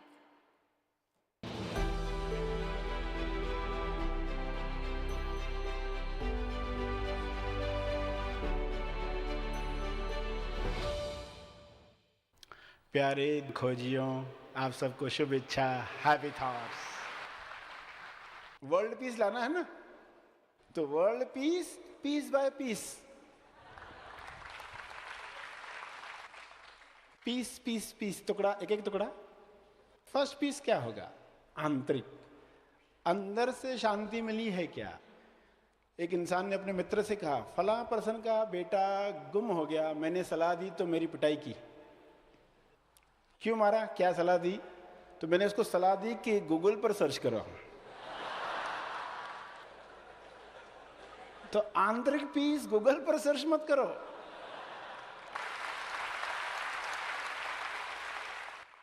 अंदर सर्च करना है ये, क्योंकि आपका पीस आपके पास है। पहला पीस, पीस फर्स्ट, शांति को पहले लाना है, फिर हमें व्यवहार करना है, क्योंकि शांति प्राप्त करके जो व्यवहार होगा वो सही ही होगा।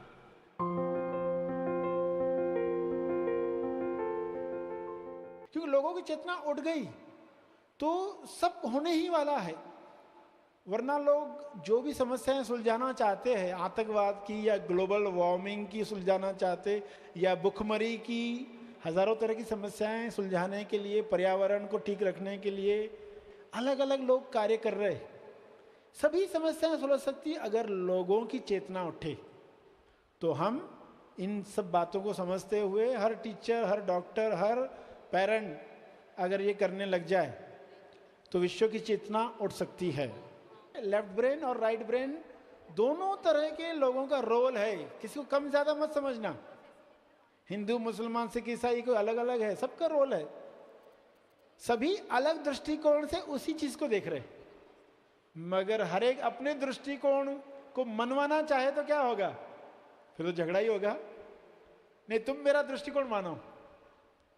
मेरा हेलीकॉप्टर से देखोगे तो कहोगे कि नहीं, ये भी जो बोल रहा है सही बोल रहा है, ये भी बोल रहा है सही बोल रहा है, ये यहां बैठा है, ये यहां बैठा है, इसको ये नंबर 6 दिख रहा है, ये इसको नंबर 9 दिख रहा है। जो हेलीकॉप्टर से देख रहा है वो सबका दृष्टिकोण देख रहा है। कह रहे सभी एक ही चीज देख रहे हैं, सिर्फ इनको एक दृष्टि लक्ष्य दिया जाए। तो विश्व को दृष्टि लक्ष्य की आवश्यकता है।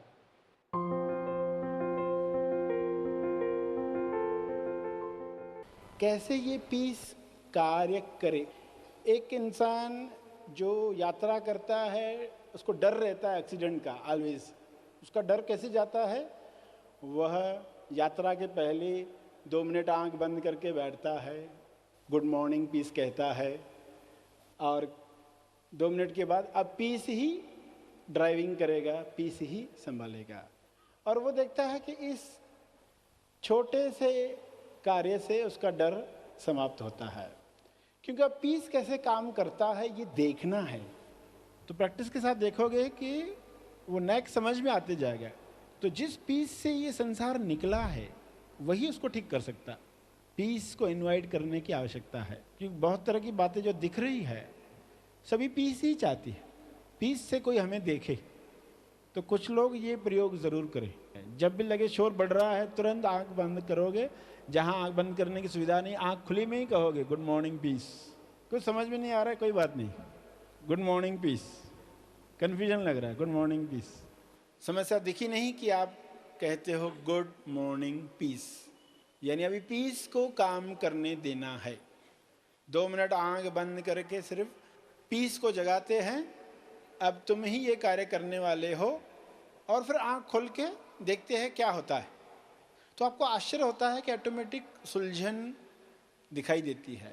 समय के साथ मन को भी सबूत मिलेंगे कि पीस कैसे पीस लाता है। मगर ये याद दिलाना, ये समझ याद रहना आपसे बुलवाएगी गुड मॉर्निंग पीस। ये याद आना इसकी ट्रेनिंग है।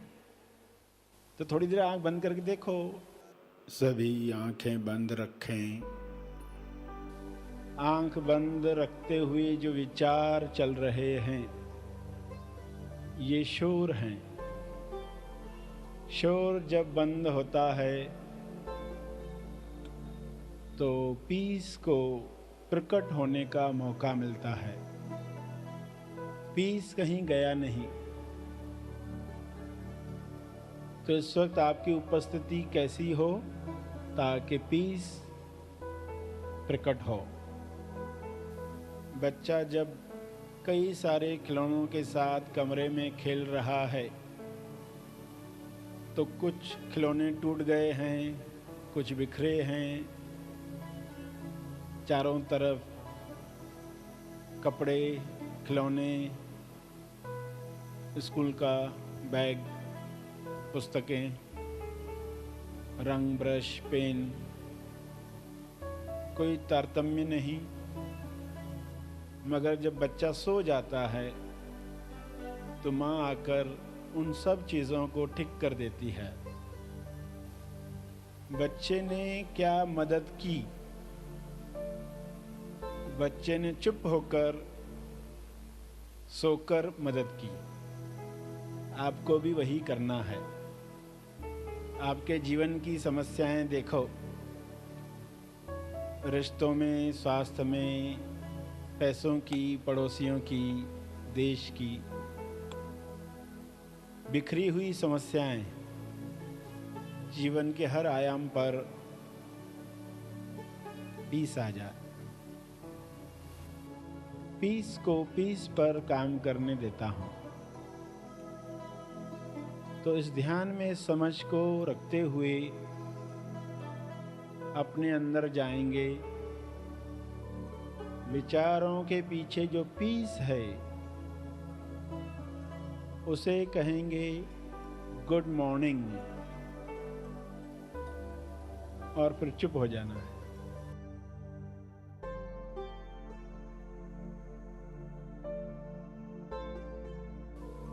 विचारों के पीछे जो पीस है उसे कहेंगे गुड मॉर्निंग, और फिर चुप हो जाना है। पीस को पीस पर काम करने देता हूँ। गुड मॉर्निंग पीस कहते ही पीस प्रकट हुआ। Good morning peace. इस वक्त जो बेशर्त आनंद महसूस हो रहा है, बेशर्त मौन महसूस हो रहा है, उसी आनंद, उसी मौन, उसी प्रेम से आंखें खोलकर चारों तरफ का हर दृश्य देखना है। आप नहीं देखेंगे, मौन ही देखेगा, पीस ही देखेगा। इस समझ के साथ सभी आंखें खोलकर चारों ओर देखें।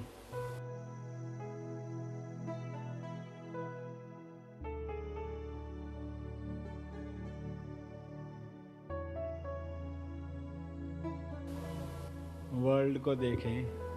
वर्ल्ड पीस लाने के लिए ऐसे लोग चाहिए जैसे इस वक्त बैठे हैं।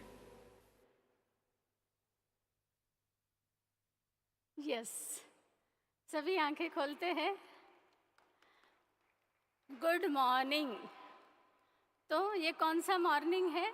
जब सुबह उठते हैं हम, है ना, उठते हैं, जागते हैं तो कोई हमें गुड मॉर्निंग कहता है। तो ये कौन सा गुड मॉर्निंग है? अंदर पीस जागा है। गुड मॉर्निंग किसे कहा गया है? जो अपने अंदर सोर्स है, सेल्फ है, साक्षी है, ईश्वर है, अल्लाह है, गुरु है, गॉड है, ग्रेस है, उसे बुलाया गया है। वो पीस है हमारे अंदर। जब भी कोई समस्या में है तो अपने अंदर इनवाइट करें उस पीस को। गुड मॉर्निंग पीस कहते ही हम उस पीस को इनवाइट करेंगे और पीस को ही कार्य करने देंगे। तो हर एक ने अपना पीस संभाला तो वर्ल्ड पीस क्या है? बड़ा आसान है। तो ये प्रैक्टिकल है। तेज ज्ञान सरशी क्या देते हैं? Practical spirituality. तो तेज ज्ञान प्रैक्टिकल स्पिरिचुअलिटी है। गुड मॉर्निंग क्या है? Good morning peace. पीस को इनवाइट करना प्रैक्टिकल स्पिरिचुअलिटी है। तो दिन में कोई भी समस्या है तो अपने पीस को हम बुलाएं, देखें, अनुभव करें कि स्टूडेंट से यहाँ पर कभी परेशान होते हैं तो शांत बैठे कुछ पल और अपने अंदर के पीस को बुलाए।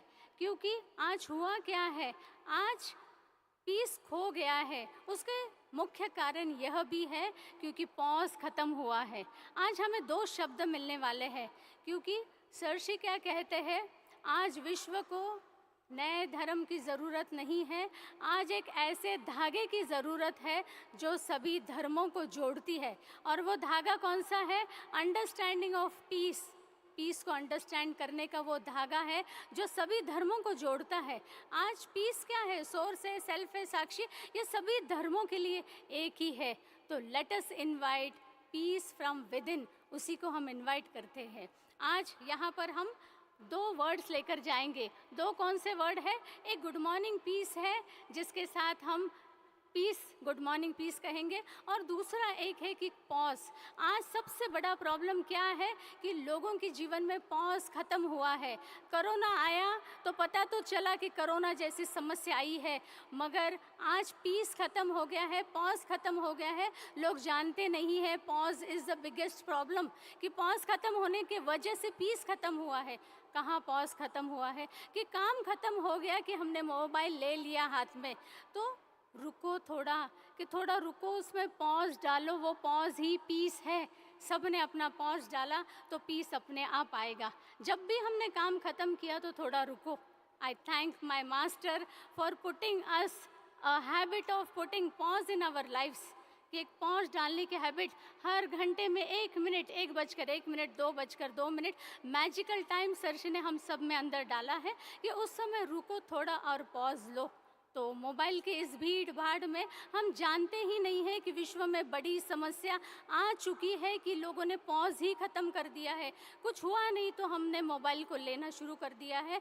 तो प्लीज़ यहाँ पर सारों को मेरा रिक्वेस्ट है कि अपने जीवन में हम पॉज डालें। तो आज हम पीस एक शब्द लेकर जा रहे हैं, पॉज एक शब्द लेकर जा रहे हैं। पीस के लिए है गुड मॉर्निंग पीस, और पॉज के लिए है समस्या हो न हो पॉज डालो, कारण हो न हो पॉज डालो, दुख हो न हो पॉज डालो। My dear friends, let us all come together and take care of our peace so we can achieve world peace immediately. Thank you. बहुत बहुत धन्यवाद प्रोफेसर कराड़ को, दिल से धन्यवाद। Thank you very much. धन्यवाद। Thank you Sirshree for giving this opportunity. धन्यवाद। Happy thoughts. Thank you, and ma'am. Also I request 1 minute, also I request, अगर ये पॉज की हैबिट डालनी है, पीस की हैबिट डालनी है, तो 21 डेज इसको चैलेंज लेते हैं और अपने जीवन में इसको हैबिट बनाते हैं। Thank you very much. Thank you so much, ma'am. Please, huge round of applause for Tej Vidya, ma'am, for giving us another experience of bliss. Dear audience, it's time for the presidential address. May I please kindly request a great humanitarian, visionary educationalist, torchbearer of peace, the creator of this gigantic World Peace Dome, the UNESCO chairholder, revered Professor Dr. Vishwanath Karad, sir. Please put your hands together for revered Professor Dr. Vishwanath Karad, sir, for his presidential address of this 8th session. All my learned friends, the men of scholarship, men of vision, and a great insight, sitting on the dais, and all my dear friends sitting in front for a search or a pathway for world peace. I am just reminding myself in the year 1995-96, when for the first time I had a journey to UK, England, the country which ruled half the world at that time, and India too. I had also the fortune of meeting the Pope Paul II that time. Very fortunately, we had a small brief discussion, and I said that time I was not knowing exactly how to address the Pope Paul. You know what the Rome stands for, what the Pope Paul II stands for, and especially when yesterday the present Pope, who gave an address through a small note and which was read in this very hall, journeys for almost 30 years, and which is a reminder to me and my friends that when we have been trying to understand and search and seek the meaning of what peace stands for, Satya or Ahimsa, the truth and the non-violence. The journey starting from Tathagat Gautama Buddha to Mahatma Gandhi. ये दो बातों का, दो तत्वज्ञान का उच्चारण याद आती है इस वक्त पर। पता नहीं जर्नी चली 1996 के बाद, वैसे तो for the last 45 years trying to understand the meaning of what spirituality stands for. अध्यात्म शास्त्र क्या है और विज्ञान क्या है, इसी की खोज में ये बना स्पिरिचुअली ओरिएंटेड साइंटिफिक लेबोरेटरी कहने लगा दुनिया में. It is not my creation, my or the vision what I'm talking about. But for last so many years, this is being discussed again and again on almost for the last 9 to 10 parliaments and more than 50 to 60 seminars and conferences world over. Now we stand in today's world of turmoil, the chaos, confusion, bloodshed, massacre, terrorism, and horrifying violence. क्यों किसके लिए पता नहीं, but the most powerful nations of the whole world,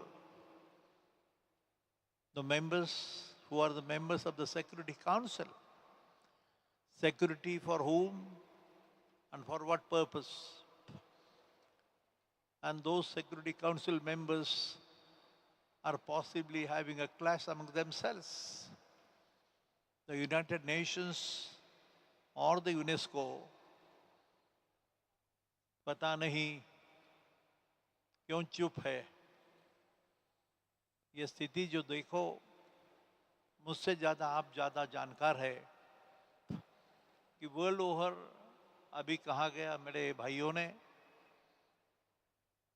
मेरी बहन professor रुजाना शू from Russia, all the way coming from Russia and speaking in this very hall and giving her vision of the mission of Mahatma Gandhi. The truth and non-violence were the two words which she used. He made a mention about Bhagavad Gita. But you know, friends, that day before, we had a divine blessing ceremony on this munch, on this stage, wherein we had the men of all the religions of the whole world, starting with Hinduism, Christianity, and all other religions of the world. And we are trying to seek the meaning and essence and philosophy of what each religion stands for. And we understood for a while, at least, that religion is nothing but our duty. Duty toward the mother, the father, the family, the society, the nation, and the whole world. All these discussions we have been experiencing for the last 2 days. But for many years, this institution, which has come up to this very unique stage and seeking your advice, your words of wisdom, because we feel little confused what should be the outcome of this conference itself. What will really happen? Will the message reach these great powerful nations and their heads of states? The nation states. I made a mention to you, friends, that I don't know, I have sent the literature to almost 700 nations, 700 heads of states and the leaders. I think the leaders are many, but Mahatma Gandhi एक statesman जिसे बोला जाता है. There's the difference between a statesman and a leader. And we are now trying to search in that quest. I have a booklet in my hand, one of the friends which addressed you in the inaugural session. The man who produced the first supercomputer in the whole world gave a new insight. I don't know what happened to him, but forgetting his own self, he wrote an article and he says that letter is a mail to Mahatma. क्या लिखा है? He writes a letter to Mahatma Gandhi. पता नहीं, he says he doesn't know who is the writer. But as a person, Vijay Bhatkar speaking this truth, and he says, Mahatma, you being a great Mahatma, Mahan Atma, Atma, Paramatma, soul, the spirit, all these words he has used And he says, you being a great Mahatma, Mahanatma, Paramatma, yourself, you may be anywhere in the whole space, the entire universe. I don't know where you are, but I'm giving a clarion call to come back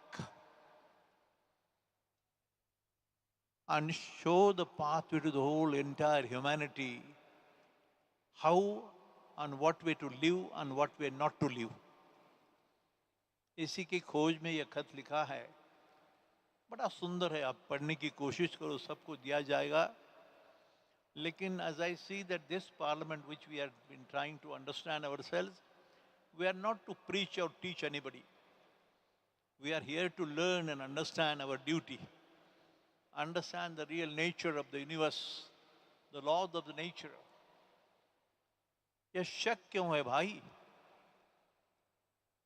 Why this suspiciousness? No nation, I don't want to blame anyone, including India, but it's America, the Britain, the Russia, the Germany, the France, and all the nations which are being mentioned from morning about the various conflicting countries and killing millions of children and people. For what cause? For the ego and जिसे घमंड बोला जाता है. Self स्वार्थ है, घमंड है और ईगो है. पता नहीं अपने ही लोग, अपना ही कोई नेता, ऐसी दशा है कि डर लगता है. And इसलिए we have said that my friend Mr. Giri Date and myself, while discussing with our witness and everybody, possibly दिशा क्या है? Which is the pathway which we should adopt? Or after especially the coronavirus, which had clearly given a signal of nothing but death. डर है भाई मरने का, including the presidents and the prime ministers and the heads of states and heads of all the great institutions too. They were hiding behind the doors, including myself. पता नहीं कैसे कौन सी दिशा में जाएगा. All the chemical weapons, the biological weapons, the atomic weapons. And there is a stockpiling of all these weapons, horrifying weapons. One click and it is finished. The entire earth will get into ashes within a fraction of a second. And we are the creators. And we are sitting on that horrifying stockpiling of the weapons. What for? And the Hiroshima, the first destruction which took place by this weapon, atomic bomb, it's a bell from Hiroshima ringing once again to give a clarion call to the entire human race. Says, be careful. The bell has started ringing on its own. Nobody is ringing. The nature itself is trying to ring that bell, giving a message how to behave and how not to behave for promoting the culture of peace. ऐसी बहुत सी बातें हैं भाई. पता नहीं ये जो आवाज़ है इस संत ज्ञानेश्वर और संत तुकाराम के नाम पे बनी, बट खोज है अल्बर्ट आइंस्टाइन के भाष्य की. Who says, oh my friends, now I realize and I believe in God who reveals himself in the orderly harmony of the universe. ये भाषा आइंस्टाइन की है भाई, मेरी नहीं.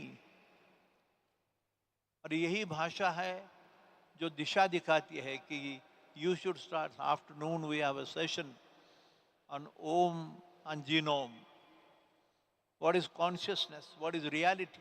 What is the ultimate state? बड़े चिंतन है, लेकिन इसकी आगे फल क्या होगा भाई? Can this message reach those great people who decide the future of the world? Who are those people? The Americans, the British, the Chinese, or India, or Russia, or any other country world over? Is only the fear complex which is making us sit here and speak and at least do your duty to contribute something so that we can save this Mother Earth and the entire human race. Thank you, friends. I'm grateful to you. I'll read out to you some small quotation on this occasion. It is from Atharva Veda quotation. It's not a religious quotation, remember, friends, because it belongs to Hinduism. Hindu and Hindavi makes a difference. It says, fellowship. Friends, we are the birds of the same nest. We may wear different skins. We may speak different tongues. We may believe in different religions. We may belong to different cultures. Yet, we share the same home, the Mother Earth. A Mother Earth, born on the same planet, covered by the same skies, gazing at the same stars, breathing the same air. We must learn to progress together or miserably perish together. For a person can live individually, but can only survive collectively is the true law of the nature, which is common for all of us. Thank you, friends. Huge round of applause for our own inspiration, founder and chief patron of MITES MIT Pune and president MIT World Peace University, revered Professor Vishwanath Karad, sir. Thank you, sir. Thank you for guiding us. Before I invite distinguished Professor Dr. Anju Upadhyay for the vote of thanks, I must announce that the next session would begin right away after this session, so there is no movement expected from the audience. Kindly be seated. May I now invite distinguished Professor Dr. Anju Upadhyay, distinguished professor at MIT World Peace University and a global fellow at Peace Research Institute Oslo, PRIO, MIT World Peace University, to address and propose vote of thanks.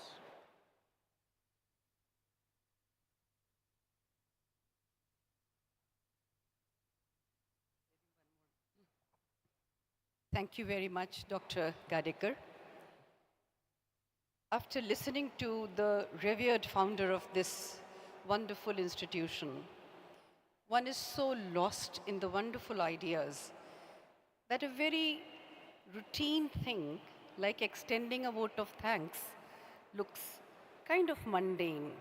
Still, this is the tradition that each session has to get the honor of expressing their gratitude to all the people who made these sessions interesting, valuable, and worthy of the time that we spend here. To begin with, my very, very humble and very heartfelt gratitude to revered Dr. Vishwanath Karad sir, who is the founder of this entire universe that we call Mayor's Institution, and of course the wonderful university, MIT World Peace University, for having made this as a regular institution, the World Peace Parliament that addresses not only peace but also addresses the link between spiritualism, science, religion, and to attempt to find a connectivity in this entire phenomena. It has been a treat attending these congresses, parliaments for the past 2 years, and I hope and pray that this continues to be the case for time immemorial. The session, as we know, started with very grim realization of the place where the world is standing today. It is horrifying to see the number of deaths that are happening all across the world. And one feels, has humanity gone mad? Have they actually decided to annihilate themselves? The session started with these very ironic reminders from Professor Priyanka Upadhyay, who introduced the theme to us, followed by equally eminent people like the Teshi, Dr. Rizvi, Dr. Gaurav Jha, Sanjay ji, Deepak, Ruzana ji, and of course, Meera Khanna ji, and my dear friend from the Good Morning Foundation. That's what I could gather right now. We're indeed very blessed to have covered this entire phenomena of the real world, and not the real world, but the inner world. So the lessons that we take from this morning's session, much to the efforts and initiatives and the troubles that each one of these honorable speakers have taken, are that this is the time to think about the fact that peace is no longer an option. If there is no effort for peace, there will be no world. And this needs to be walked. This cannot remain just a talk. There's an English expression, please walk the talk. We are grateful to the God Almighty, to this wonderful structures and institutions for giving us these quiet times to reflect and to think. As a teacher, one would also like to evoke that sense in us that wherever we are located, whatever is our role in life, we should take, even if it is a small step, one step to ensure inner, local, regional, and global peace. The entire humanity is at stake, and we have a collection of bright, meritorious young adults here who need to see the end of the 21st century. The subheading of this session was, will the world survive to see the end of the 21st century? And believe me, my friends, that's not just an aphorism, that's just not a stage dialogue, but there is a real challenge. The challenge is way too closer home as well. We have suffered one of the most violent phases of humanity. We recall, of course, Mahatma Gandhi ji was not there when I was born, but we recall the assassination of two of our prime ministers, and we recall the mayhem that succeeded. We study about the partitions and the violence that has happened. We don't want to go there. We don't want to repeat that. So as revered Professor Karad said, what is it that is troubling the humanity? Is it identity? Is it false, sense of privilege? Is it just sheer vague kind of a self-respect, or simply an assertion of dominance or power? But always we have to remember, as was taught in this morning session, that basically you need to remember Gandhi, our revered friend from Moscow, reminded us of the Gandhian dictum of peace and ahimsa. And we also need to remember that Gandhi believed that identify yourself with the larger humanity. Identify yourself with the bigger reality and try to sacrifice your petty self-interest in the favor of larger goodness. With these words, I would like to extend my vote of thanks to the organizers on whose behalf I stand here, to the wonderful team, the technical team who's been making this possible, to the beautiful Shankadhwani people. When I came to this hall a day before, I thought it must be a recorded sound. No, this Shankadhwani is very much live, and may I, overstep my brief to ask the technical team to focus on these people so that the audience here knows that this is a real Shankadhwani, that that the whole aura is being generated as a pious aura. with these words, I would once again like to thank each one of you for making this session so very lively. Thank you.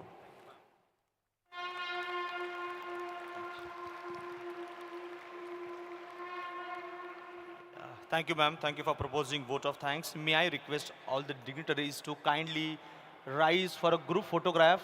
Kindly hold the brochure of World Parliament in your hands so that our technical team can capture this moment and allow us to record this for the official purposes. So let us all, I request all the members to kindly hold the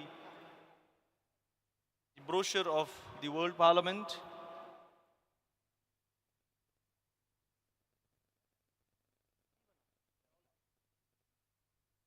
Technical team, kindly capture this historic moment. Thank you all. Thank you so much. May I now invite Associate Dean Professor Milind Patre sir to take over for the next session. Sir, please. Thank you.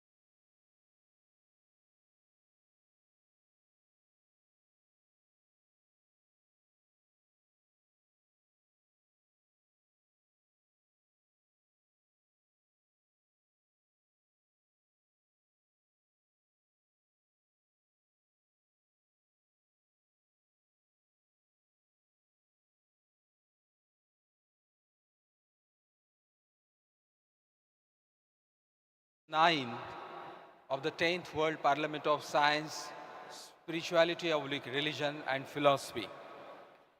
And what an outstanding name for the session. Maybe for the first time, the session like this, with a very specific name, Genome to Om. Genome identifies with the matter, Om identifies or resembles with consciousness. Genome identifies with science, and Om identifies with spirituality. Very fortunately, the book called Genome to Om, just last month it was authored and published by Dr. Bhushan Patwardhan and Honorable Indu Ramchandanaji. And we have a privilege that both these authors are there in the audience, please. Please have a huge round of applause for Honorable Dr. Bhushan Patwardhanji and Honorable Indu Ramchandanaji. It's really a privilege that the author of this, one of the best books relating to science and spirituality together, the authors are here to express their views in this wonderful session.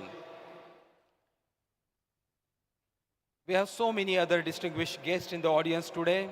Dr. Bhushan Patwardhan himself is a former Vice Chairman of the UGC New Delhi. Honorable Professor Dr. Shekhar Mandeji is a distinguished professor SPPU and former Director General CSIR and Secretary DSIR Government of India. Welcome, sir, here on the dais. We have the privilege of having Honorable Professor Sharad Deshpandeji. He is a former Professor of Philosophy at University of Pune and recipient of Tagore Fellow at IIS Shimla. He is a renowned professor and writer. Welcome, Professor Sharad Deshpandeji. We have the privilege of having Honorable Dr. Pramod Pandeji. He is an eminent scholar and thinker. And we have the distinguished speaker and the co-author of this wonderful book, Honorable Indu Ramchandanaji. He is a writer, editorial consultant, and former South Asia editor-in-chief, Encyclopedia Britannica. You must have heard the Britannica Encyclopedia so many times. So we have such an august gathering, and of course, our own revered Professor Dr. Vishwanath D. Karad, sir.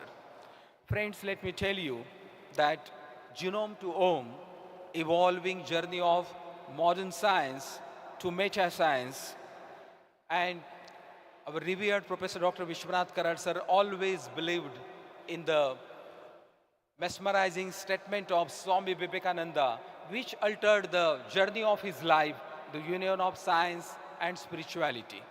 So, Genome to Om, science and spirituality, when we say Ekam Sat Vipra Bauddha Vadanti, truth is one, but all the learned people say it in very many phrases and names.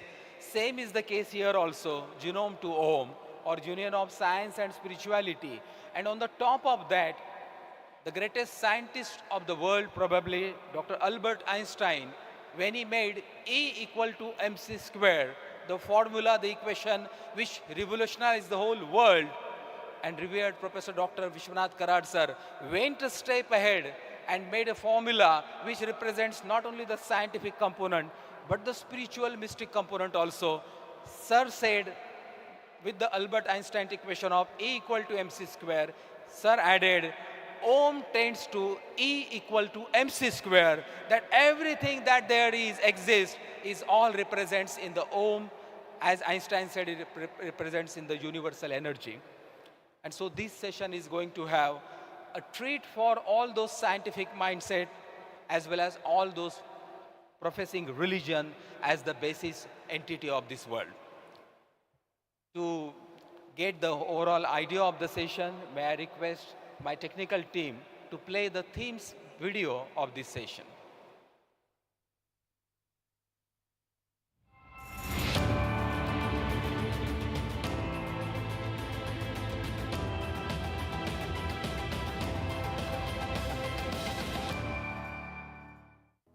Genome to Om explores the desired transition from modern science to meta science, blending ethical, moral, and spiritual insights while recognizing the interconnectedness of all aspects of life.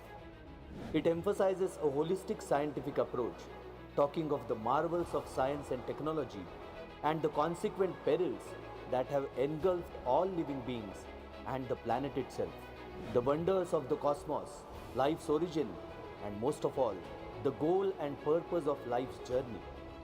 Genome represents the dynamic modern science, while Om embodies universal consciousness as the ultimate reality, an endeavor to bridge the gap between empirical knowledge and higher order wisdom, advocating an innovative, inclusive, technologically advanced, yet spiritually enriched and ethically grounded future. The daring proposal seeks the possibility of progressing from the Anthropocene to an ideal Om-scene epoch. Genome to Om offers hope for the meaningful progression to a meta-society and the onward journey towards harmony between scientific progress and timeless human values to reach our full potential, seeking unity in diversity for universal peace and well-being, and to continue the journey of life the Om way. Thank you very much, thank you so much. And now to put the ball rolling for the theme address of the session, I am going to invite a very special person, Dr. Bhushan Patwardhan, former Vice Chairman UGC. He is a prominent academic researcher, wisely recognized for his expertise in Ayurveda, integrative medicine, and healthcare innovation. As the former Vice Chairman of the UGC and the former Director of the Interdisciplinary School of Health Sciences at SPPU, Pune, he has significantly influenced higher education in India. He has over 150 published research papers in international journals and several edited books. And his contributions to Ayurveda and healthcare have been honored with prestigious awards, including the Padma Shri in 2013 and the National Award for Best Researchers in Ayurveda in 2010. Please put a huge round of applause and welcome Dr. Bhushan Patwardhan.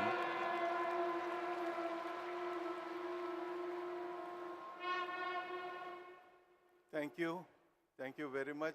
Thank you MIT. Thank you Dr. Vishwanath Karad for this session based on our book Genome to Om, Evolving Journey of Modern Science to Meta-Science. Let me tell you that the idea of this book emerged right in the MIT event. And my mind goes back to year 2000 when the Indian Science Congress was one of the sessions hosted by Dr. Vishwanath Karad in Alandi, right on the bank of river Indrayani. On one side, there were Nobel laureates sitting and top of the top scientists, and on the other side, there were revered saints coming from different parts of India. And this was, sir, such a memorial experience which imprinted in my mind the link between science and spirituality. So the root of this idea actually comes from Dr. Vishwanath Karad and MIT group, and that's why I'm very happy that this book discussion is happening at MIT event here. Subsequently, I have several discussions with Dr. Vishwanath Karad, and at that time I was working on understanding Ayurvedic concept of Prakriti. You know Prakriti, there are three types of dosha Prakriti, Vat, Pitta, Kapha. And my work was to understand genetic basis of Prakriti, which is now known as Ayurgenomics. A new branch has emerged from that work which we started. While I was working on that, I was also reading Upanishad, and I was also discussing this with Dr. Vishwanath Karad. That time in my mind, the idea of the book emerged, which was known as Om to Genome. And Dr. Alex Hankey, who is also sitting here, one of the great scholars from Cambridge University, Alex was at that time working closely with me, and his friend, Brian Josephson, Nobel laureate from physics, we spent time with discussing this idea of the book on Cambridge campus, Alex, me, and Brian Josephson. Brian Josephson is a quantum physicist. And his current project is on mind-matter unification. So all this you'll see that it has culminated in this book, So Om to Genome, the trajectory, as I was thinking more, I thought that it's not the right trajectory because Om to Genome is not the right direction.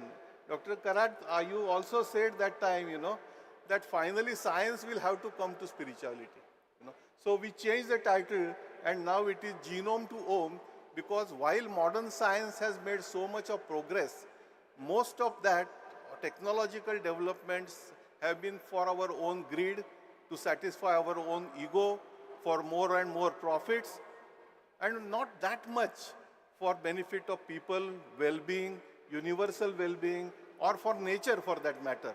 So we felt that modern science need to take a pause, look back, and decide the trajectory for the future. And we thought that in this decision-making process, our ancient wisdom coming from Vedas, Upanishads, Gita, Swami Vivekananda's thoughts, Patanjali Yoga Sutra.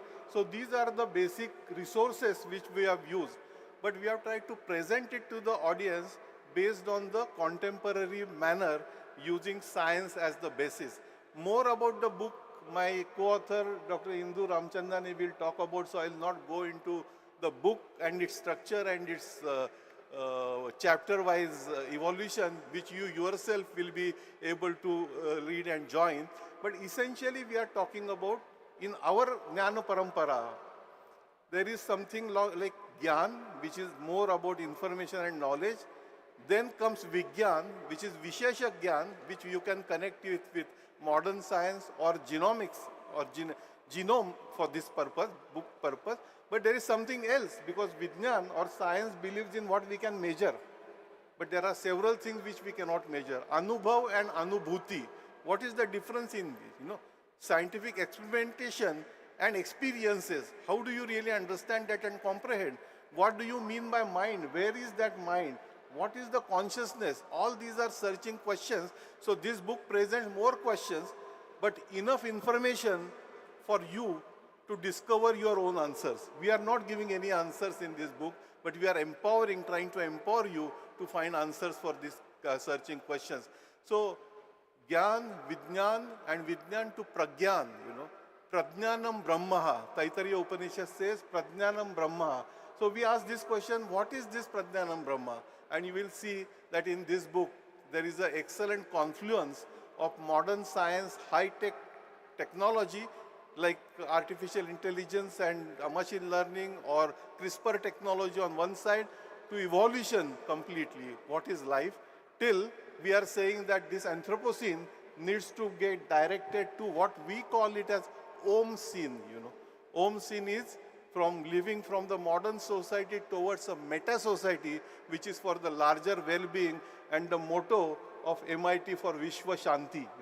Dr. Karat, I just learned that you have started a channel on Vishwa Shanti.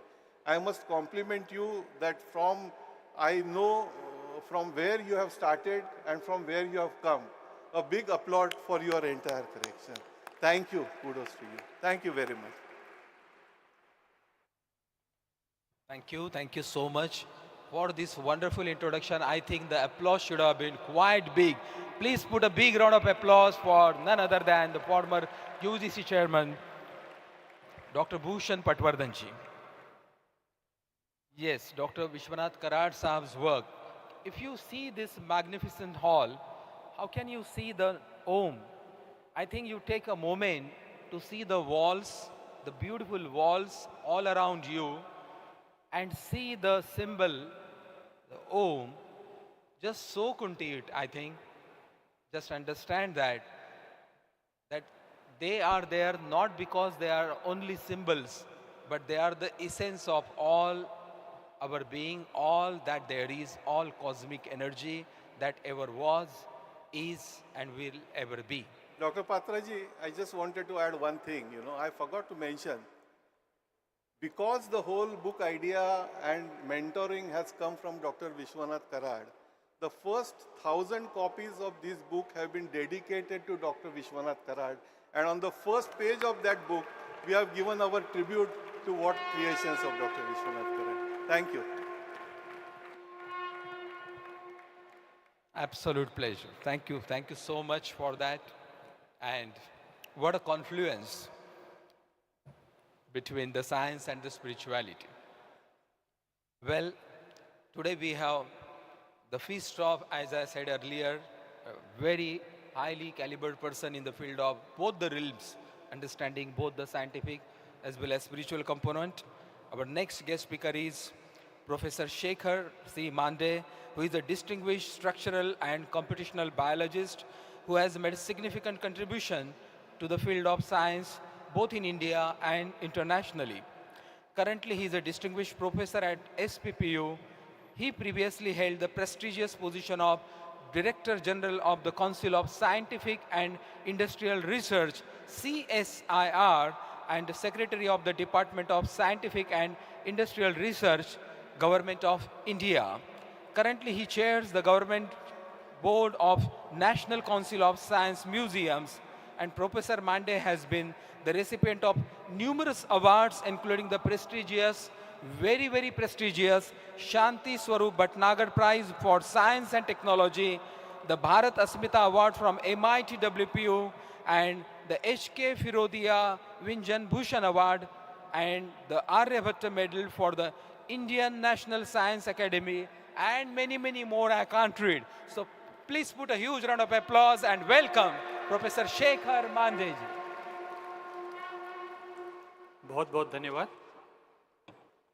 मंच पर उपस्थित परम आदरणीय विश्वनाथ कराड़ जी, मेरे बहुत ही अच्छे गहरे दोस्त भूषण पटवर्धन जी, भूषण पटवर्धन जी के साथ जिन्होंने ये किताब लिखी है, इंदु जी, और यहाँ उपस्थित सभी गणमान्य व्यक्तिगण, मंचासीन और इस उपहार में जो उपस्थित आज इस कॉन्फ्रेंस में आए हैं। सर्वप्रथम तो मैं आप सभी का हार्दिक अभिनंदन करना चाहूँगा। Felicitations to all of you for this wonderful conference on World Parliament of Science, Spirituality and Religion and Philosophy. It's a very unique conference and the session is very aptly titled Genome to Om. In fact, I had the privilege of being at the Bhandarkar Oriental Research Institute when the book was unveiled by the two authors then, and I had a very pleasure of being present on that particular occasion. Genome to Om concept, as Bhushan has very correctly put forward to you, is a confluence of what we call as science and spirituality. Now, for the Western audiences, science and spirituality may be two different things. But in our culture, हमारे संस्कारों में science and spirituality हम एक ही मानते हैं। जैसे कि भूषण ने कहा, ज्ञान और विज्ञान, इन दोनों की परिभाषा जो है, यह हमारे संस्कृति में एक ही है। If you go back to our Vedic periods, the Rigveda proposes a concept called Rita. आप सब लोगों ने सुना होगा Rita? इसमें यह कहा गया है कि हमारे अगल बगल में जो ब्रह्मांड है, the entire universe around us, we are one part of that universe. And therefore, how we behave, what we do, and our responsibility to that universe manifests itself into two major components. One, which is the dharma, and one, which is the karma. Dharma essentially is our own behavior, how we should be behaving with respect to other individuals, with other पशुओं, वनस्पतियों के साथ हमारा बर्ताव किस तरह होना चाहिए, और हमारा स्थान पूरे ब्रह्मांड में किस तरह होना चाहिए, इसकी परिभाषा रुत में आती है धर्म के रूप से. And what follows, of course, is the karma. If we are good in our behavior along all of this, then we automatically find a good karma in that particular respect. And beyond dharma and karma, the Vedas go on talking about the entire universe, what it is made up of, and all of you have heard of what is called as Pancha Mahabhutas. Prithvi, Jal, Vayu, Agni, and Akash are the concepts that actually emerge out of all this knowledge. And what we say is that we are a part of that universe which maintains balance amongst all these 5 elements. In modern science, what we have done is we have become detached from the concepts of this. Modern science essentially addresses issues about the material world around us and not really considering us as one part of that material world, like what our ancient traditions say. And when we want to try to understand ourselves as a part of that material world, what was hoped in 1990s or 1980s was that if we are able to sequence ourselves, our genetic material, that is the DNA, or the genome, we will be able to get the entire understanding of ourselves. That was the fond hope in 1980s and 1990s. But ever since the first ever genome sequence became available, almost close to 25 years ago, I don't think we have understood ourselves any better than what we were there in 1990s. What it has opened up are more questions about ourselves than ever. And that's exactly what we are here for. When we are asking questions about ourselves, when we are asking our role in that universe, we are asking fundamental questions about our own existence. What we want to understand that not only from modern scientific perspective, but also from our own spiritual understanding. And we have an honor that none other than Vishwarajbaug Karad is present on the audience here, who has been a very strong proponent of this particular concept. I'm therefore very pleased to be here amongst all of you, and I thank all of you for giving me audience to speak and say a few words about my own thoughts to all of you, and Bhushan Padwajanji and Induji for writing such a provoking book on this particular topic. Thank you all very much. Jai Hind. Thank you so much. Thank you very much, Honorable Professor Dr. Shekhar Mandeji. Moving ahead, we have a wonderful guest today. He is Dr. Sharad Deshpande. He is a renowned philosopher and academic who has made a significant contribution in the field of philosophy, particularly during his tenure at SPPU as a professor of philosophy. He was awarded with the Tagore Fellowship, a highly coveted honor bestowed upon scholars, only those scholars who have made exceptional contributions in their respective field. And Dr. Deshpande's work spans a wide range of philosophical inquiry with a particular focus on Indian philosophical traditions and their relevance with the contemporary issues. So ladies and gentlemen, please put your hands together to welcome Dr. Sharad Deshpande.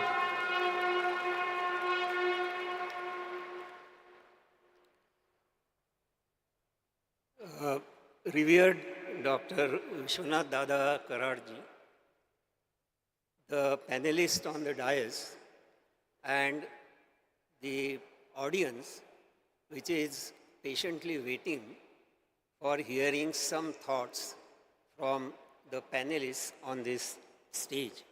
Now, I have the copy of the book. This is the book we are talking about. So, and I am very happy to state that this book was released first in Delhi, then next in Pune in Bhandarkar Institute, and today we are talking about this book in this hall under the presence of Vishwanath Ji Karad. So I think, therefore, this is a very significant moment in the life of this book, that it is being talked about, it is being presented to this audience when Professor Karad is present here. Now, with reference to any book that we come across, we can ask two questions. What is this book all about, and what is the message that it gives? So there is a saying that every book has a story to tell and a message to give. So what story does this book give? Now, this is a story of a journey from the outward to the inward. It is a journey from science to spirituality. It is a journey from the gross to the subtle.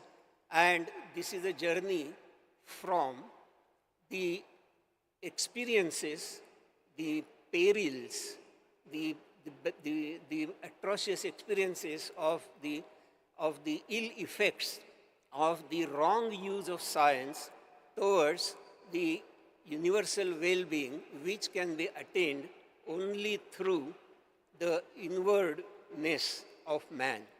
Now, this book tells us that man is potentially capable, he has a potential to look within himself.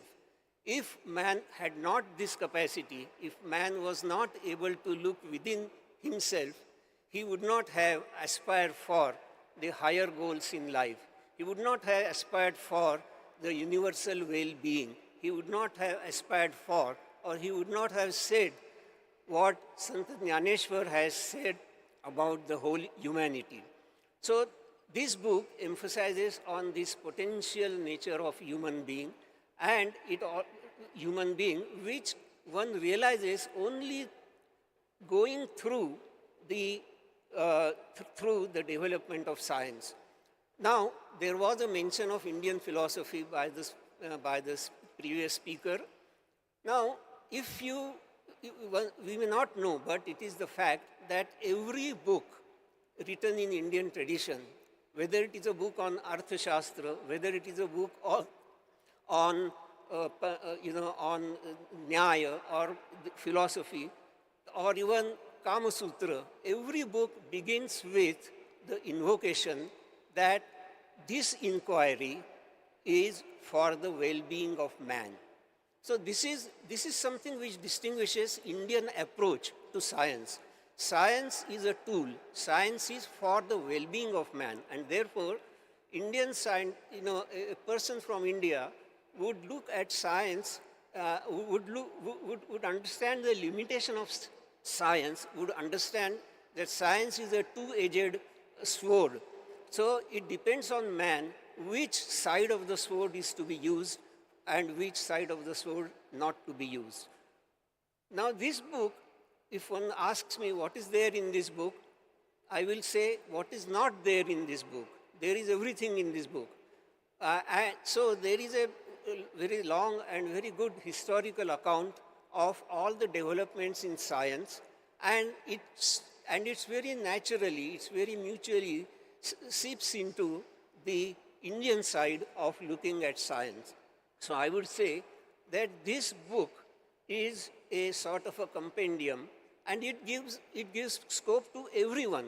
If I have a particular background, I will find something of my interest in this book and make me think further. If someone else has a different thing in his mind, he will find something of his interest and will enable him to think further. So this book has achieved both these purposes: to provoke its reader to think and to offer him the whole scenario in a synoptic fashion. So many things can be said about this book, and I only appeal to all of you to go through this book. It is a very interesting book, written in a very lucid language, and you can open it at any point. There is no continuity in that sense. Each chapter is separate, but yet all these chapters together offer a very comprehensive whole. So this is all that I can say at this moment about this book, and I am very grateful to Vishwanath Dada for giving me this opportunity. Thank you very much.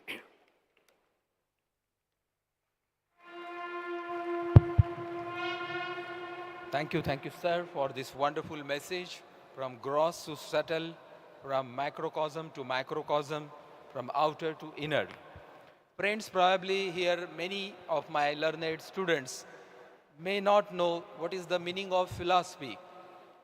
If you go and Google out, philosophy means love for wisdom.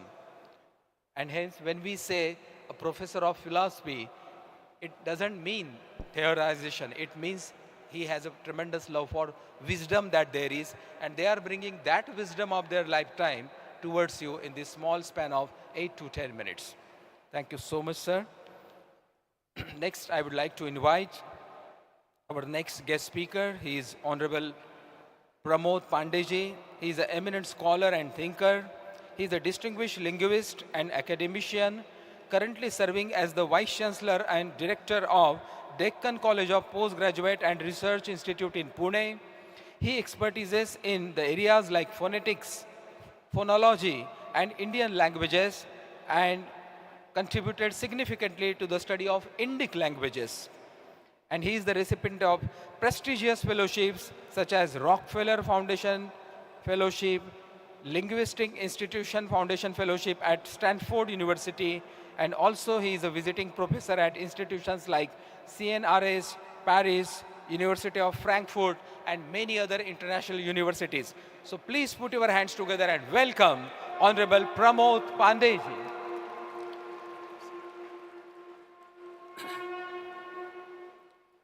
Thank you very much, Dr. Patre, for the generous introduction. Respected Dr. Karatsa, Dr. Patwardhan, Professor Deshpande, Dr. Shekhar Mande, Dr.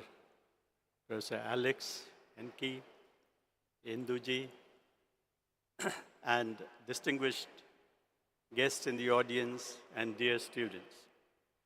It is indeed my privilege, and I mean it, to be here amongst us on this dais with such distinguished guests and speakers, people who truly qualify to speak on the subject.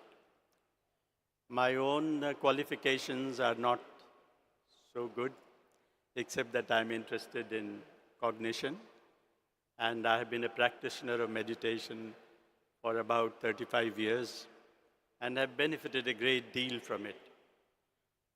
And have also come to learn things, facts about our ancient texts, the claims that are made, the knowledge, about reality from our tradition, spiritual tradition, and some introduction to science. I remember many years ago when I first heard and met with a person who was coming to Pune. I was in Gujarat then, who was coming to Pune to attend the World Peace Conference. And he said that Dr. Vishwanath Karad had organized it. I was quite actually astonished, very pleasantly surprised that our universities really have universities started addressing issues like this. That was the first of its kind. And even until today, the MIT World Peace University remains, can be singled out to take up this area, such a complex area, but one which is of immediate relevance. And nothing at all given the present context of wars. Wars have been there throughout. They are not ceasing, they are not ending. They end and then come back again. So there must be something within us, within the nature of humans, to keep reverting to these animal instincts, and perhaps that keeps us away from knowledge, true knowledge of what is real, what is truthful. Professor Patwardhan's book, From Genome to Om, I am sure is going to be a benchmark for work, studies, and research in this area. My own meditation system that I follow has given me some understanding. And once I mentioned it to Professor Patwardhan, that actually the various claims about our spiritual tradition have very clear scientific basis. For example, we have been told that the structure of carbon, actually, it has 4 valencies. The chakra system of ours has as its basis the Mooladhara chakra, which the yogis, the Patanjali Yoga tells us, again has 4 valencies. When we start our prayers in India, we begin with Sri Ganesha. Sri Ganesha is given with 4 hands. And there is a very clear connection between the carbon which permeates this entire universe and our own religious spiritual traditions of beginning everything auspicious with prayers to Sri Ganesha, who himself stands for these 4 valencies. So we are explained, actually, there have been scientific experiments with pictures and photographs which are there on the website, on Google. If you Google them, I will share them with Dr. Patre, the websites where you can actually see the 4 valencies of carbon, and when you rotate it from left to right, it forms the shape of a swastika. When you rotate it from right to left, it forms the shape of Om, actually photographed. And when you look at it, you move it from below to high, then you say Alpha and Omega. You actually see both, Alpha above and Omega below. Those who know something about Christianity will know the declaration of Jesus Christ, who said, I am the Alpha and Omega. Sri Ganesha is associated with swastika, and Om has been mentioned right from the time of the Vedas. In the Mundaka Upanishad, the Katha Upanishad, the Gita, everywhere you find the Om to have been mentioned. So there is a direct correlation between our spiritual knowledge and the actual, our being. Scientists here are actually expected to do the service of making explicit this knowledge which has been acquired by sages and seers for a long time. Actually, we come to a point where we would like to see why is it so difficult for science and spirituality not to come together, although they intersect, but they are not still integrated and coordinated. The reason is not too difficult to think. The methods of research. You need to be empirical when you do science. You have to have everything observed and proved through experimentation. In spirituality, the methods that have been used is meditation, introspection, deep thinking, pursuit of knowledge in a subjective way. But it is the responsibility now of science to try and explore and establish and provide evidence for the claims, spiritual claims that have been made in our tradition. For example, all of us now agree, if you do Patanjali Yoga, we have 3 nadis, Ida, Pingala, Sushumna, we have chakras, many medical centers in India and abroad. I know in AIMS, for example, they have a whole course, introductory course on the chakras and the nadis. But scientific evidence is missing. It's very difficult. They talk about plexuses, so we have 7 plexuses, these plexuses. But how to correlate the notion of chakra and plexuses is something that is a subject matter for science to explore. It is my request, humble request and exploration, just as we are having this great congregation and parliament of spiritual science, it would be very nice if respected Dr. Karad could also fund research projects to somehow, to scientists, more than to spiritual persons, to try and seek evidence for our spiritual knowledge. And with that, I wish to stop. Thank you very much. Thank you. Thank you. Please give a huge round of applause. Thank you so much.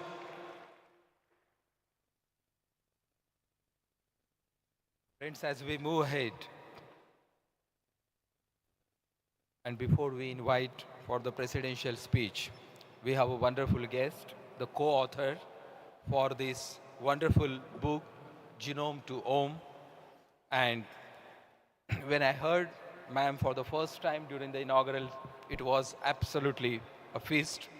She is a writer, she is an editorial consultant, and she is a former South Asia editor-in-chief, Encyclopedia Britannica. Indu Ramchandani ji is a renowned writer, and she has played a pivotal role in shaping the content and coverage of the Encyclopedia Britannica for the region. She also has distinguished herself as a prolific writer. Her articles, essays, book chapters have been published in numerous journals and anthologies covering a wide range of topics such as history, literature, and social issues. So please put your hands together and please welcome Honorable Indu Ramchandani ji. Thank you very much for that warm introduction. Revered Vishwanath Karad ji, Dr. Bhushan Patwardhan, Professor Shekhar Mande, Dr. Sharat Deshpande, and Pramod Pandey ji. Great to see you all here and be part of this very elite August attendance, which I see in front of me and on the dais. It was a great honor for me when Dr. Bhushan Patwardhan asked me if I would co-author the book with him. It had been in his mind for 20 years. I came onto the scene only 19 or 20 months ago. But then we worked together on it with the concepts that he had already worked on for a long time. The first question that rose in our mind was, can we talk of science and spirituality in the same breath? Are science and spirituality possible? Is it possible to find a synergy between science and spirituality? Normally, no, because people think of science as something which gives you tangible experience, you have empirical evidence, it's all out here, and it's the research which gives you proof. Technology develops on those scientific researches and discoveries and gives us actual gadgets which can be used for the betterment of our lives. Certainly, over the last several centuries, the development of science has been phenomenal, and this is how we started with our book, of what science, genome represents that entire gamut of science and technology. And we looked at what genome actually represents in terms of what we have seen in the past few centuries, not going right back, but we did start with Plato and Socrates. We came to what we have today. Especially in the last century and the beginning of this century, there have been phenomenal scientific discoveries, which all of you, seeing most of the audience here as students, must be aware of. But at the same time, we are well aware of all the perils and the misuse of science. We looked at nuclear energy and we talked about the atomic bomb. We talked of Robert Oppenheimer. Robert Oppenheimer, when he saw the first trial of the atomic bomb, was shaken, and he referred to the Bhagavad Gita. I'm sure all of you know this, but this is what we were bringing out, that where there is science, where there's advancement, where there is technology, there is misuse. And that's where we stopped and said, okay, what does this mean? It means we have to turn the clock back and look at where we all started from. Where did this cosmos come from? Where did this earth come from? Where did we come from? And who are we? Who am I? This is a question we often ask ourselves, but we stop at one point and we stop at our psychophysical system, the body-mind complex. So in that case, what is my identity? Is it this physical identity, or is there a much deeper spiritual identity? What is the purpose of my being here? Whenever we asked these questions, we sought answers, and with every answer, we had more questions. And we kept referring to the Indian knowledge system, but at the same time, we referred to all the spiritual concepts worldwide, whether it was from Judaism, whether it was Christianity, Islam, Buddhism, Jainism, Chinese Tao. The whole idea is that when we homed into all this, they all talked of one universal identity, either as a personal God, or as in given in Vedanta, there's one universal energy, omnipotent, omnipresent, omniscient. So are we saying that the Indian knowledge systems only talk of philosophy and there was no science? That's not true. There's also the practical aspect. For example, there is this entire section on Purushartha. Our Indian knowledge systems gave us this, that we have a method of progressing in this world. No one looks down on having ambition, looking for fame and success, which is what we want to do today, prosperity. You can have your families, you can have your desires, but the underlying Purushartha given was dharma. Dharma, artha, kama, moksha. So you had to do this with some ethics, some etiquettes, some principles, which have to underlie everything. When we come to that, we talk of value-based education, which this institute is specializing in. What are the values today? It's not just a question of me and mine, but that's where we are focused, that's where we are stuck. Because if it is the fulfillment of just personal desires, then we are looking at only one little bubble in this entire ocean of oneness. And the bubble imagines itself to be unique. It imagines that it has an identity of its own, which it really doesn't. This is the whole purpose of our existence today and where we are heading today. When we talk of Swami Vivekananda, he made one interesting observation. A nation can only progress if it honors its women. Where are women today? They are ahead, if not shoulder to shoulder with men in every field. And yet, how are women being treated? We know the kind of crimes that have increased against women. And why is that? That's because we as individuals are only looking at our personal satisfaction, our personal desires, our personal needs, and we are not looking at the universal oneness. So the goal of this book, what we have tried to put across, is science is there, it has its perils. For that, we need to recognize who we are, what is our purpose here, what is the mind. Is mind as some entity, some object that's found inside the brain? What is psychology, what is philosophy, and what is consciousness? Is consciousness an outcome of the brain, or is consciousness the underlying truth of our very existence? These were the questions we raised, and these were the answers we sought. Death, something which is taken as the absolute end. Is it an absolute end, or does it have a beginning? Our philosophy says there is it's another journey. You're beginning a new journey. So there's nothing to be frightened about. If we accept all these part of the journey, all these phases as part of the journey, we come to the final conclusion that there is no final conclusion. It continues to be a journey. If we know who we are and why we are here, we will know what we want to achieve. And what we are looking at is a unified society. We are talking of unity in diversity. We are talking of looking beyond ourselves and seeing the other as one. And if this oneness could be recognized, if this oneness could be acknowledged, I think all the strife, the anger, the frustration, and the selfishness that we see around us will come to an end. We have a goal, let's meet it. Thank you.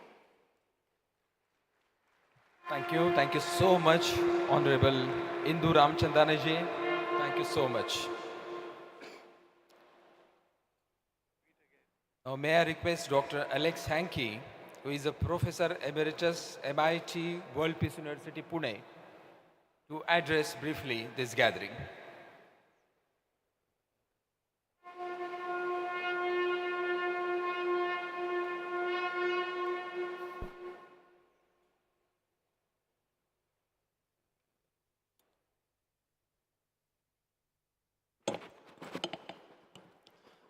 Guru Brahma, Guru Vishnu, Guru Devo Maheshwara, Guru Sakshat Param Brahma, Tasmai Shri Guruve Namah. I should like to start by thanking revered Sir Professor Dr. Vishwanath Karad for giving me the great privilege not simply of giving the vote of thanks, but for offering one or two thoughts on this very profound topic, which is this wonderful book by Professor Bhushan Patwardhan, From Genome to Om. Professor Patwardhan brought me to India in 2006, and again in 2007. It was an immense privilege to work for him.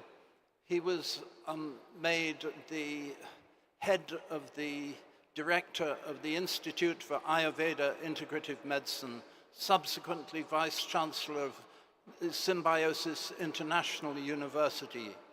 His work has been extraordinary, and I was very privileged to start by helping him construct From Genome to Om in its previous form. He had been very impressed by the book Genome, published in the early years of this century, and he wanted to write how one could get to genome from the beginning, from Om to genome. Now, the most important thing is that this is really all about Sanatana Dharma. It was shown in Stanford Research Institute in the year 1973 that only Sanatana Dharma can save mankind. All the talks in this conference, this wonderful World Parliament, have pointed to the fact that Sanatana Dharma is essential, completely essential, to save mankind from the horrors of war and destruction. Each of us here today is a student at a university which emphasizes personal growth, where yoga has to be practiced. Only by adhering to these programs can you fulfill the real essential aims of our revered founder, Professor Dr. Vishwanath D. Karad. I urge you with all my heart to take up Sanatana Dharma, to spread it throughout the world, as many of the speakers here have been doing, as you've heard from their talks about their works in other countries, and their own books and writings. Only Sanatana Dharma can save mankind, and my own Guru, Mahasi Mahesh Yogi, asked me to look at the relationship between science and the Vedic sciences beginning in 1973, and that is what I have made my life work. That is why I was able to work with revered Professor Patwardhan, if I can refer to him as such, and why I'm standing before you today and a faculty member at this wonderful institution. Thank you so much for your kind attention, It's been a huge privilege to be able to talk about that. Thank you, sir. Thank you. Thank you so much. Thank you.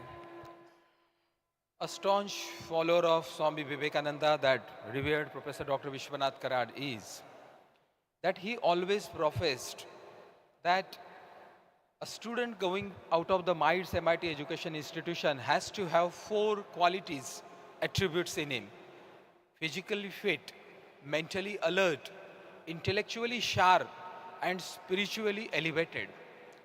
And that's why he always thinks of developing positive mindset amongst youth. And one of such director, one of such acharya of MITES MIT group of institutions who is doing this work in an exemplifying manner is Sri Shivam. So may I request now Ms. Sri Shivam to please address the gathering. Thank you.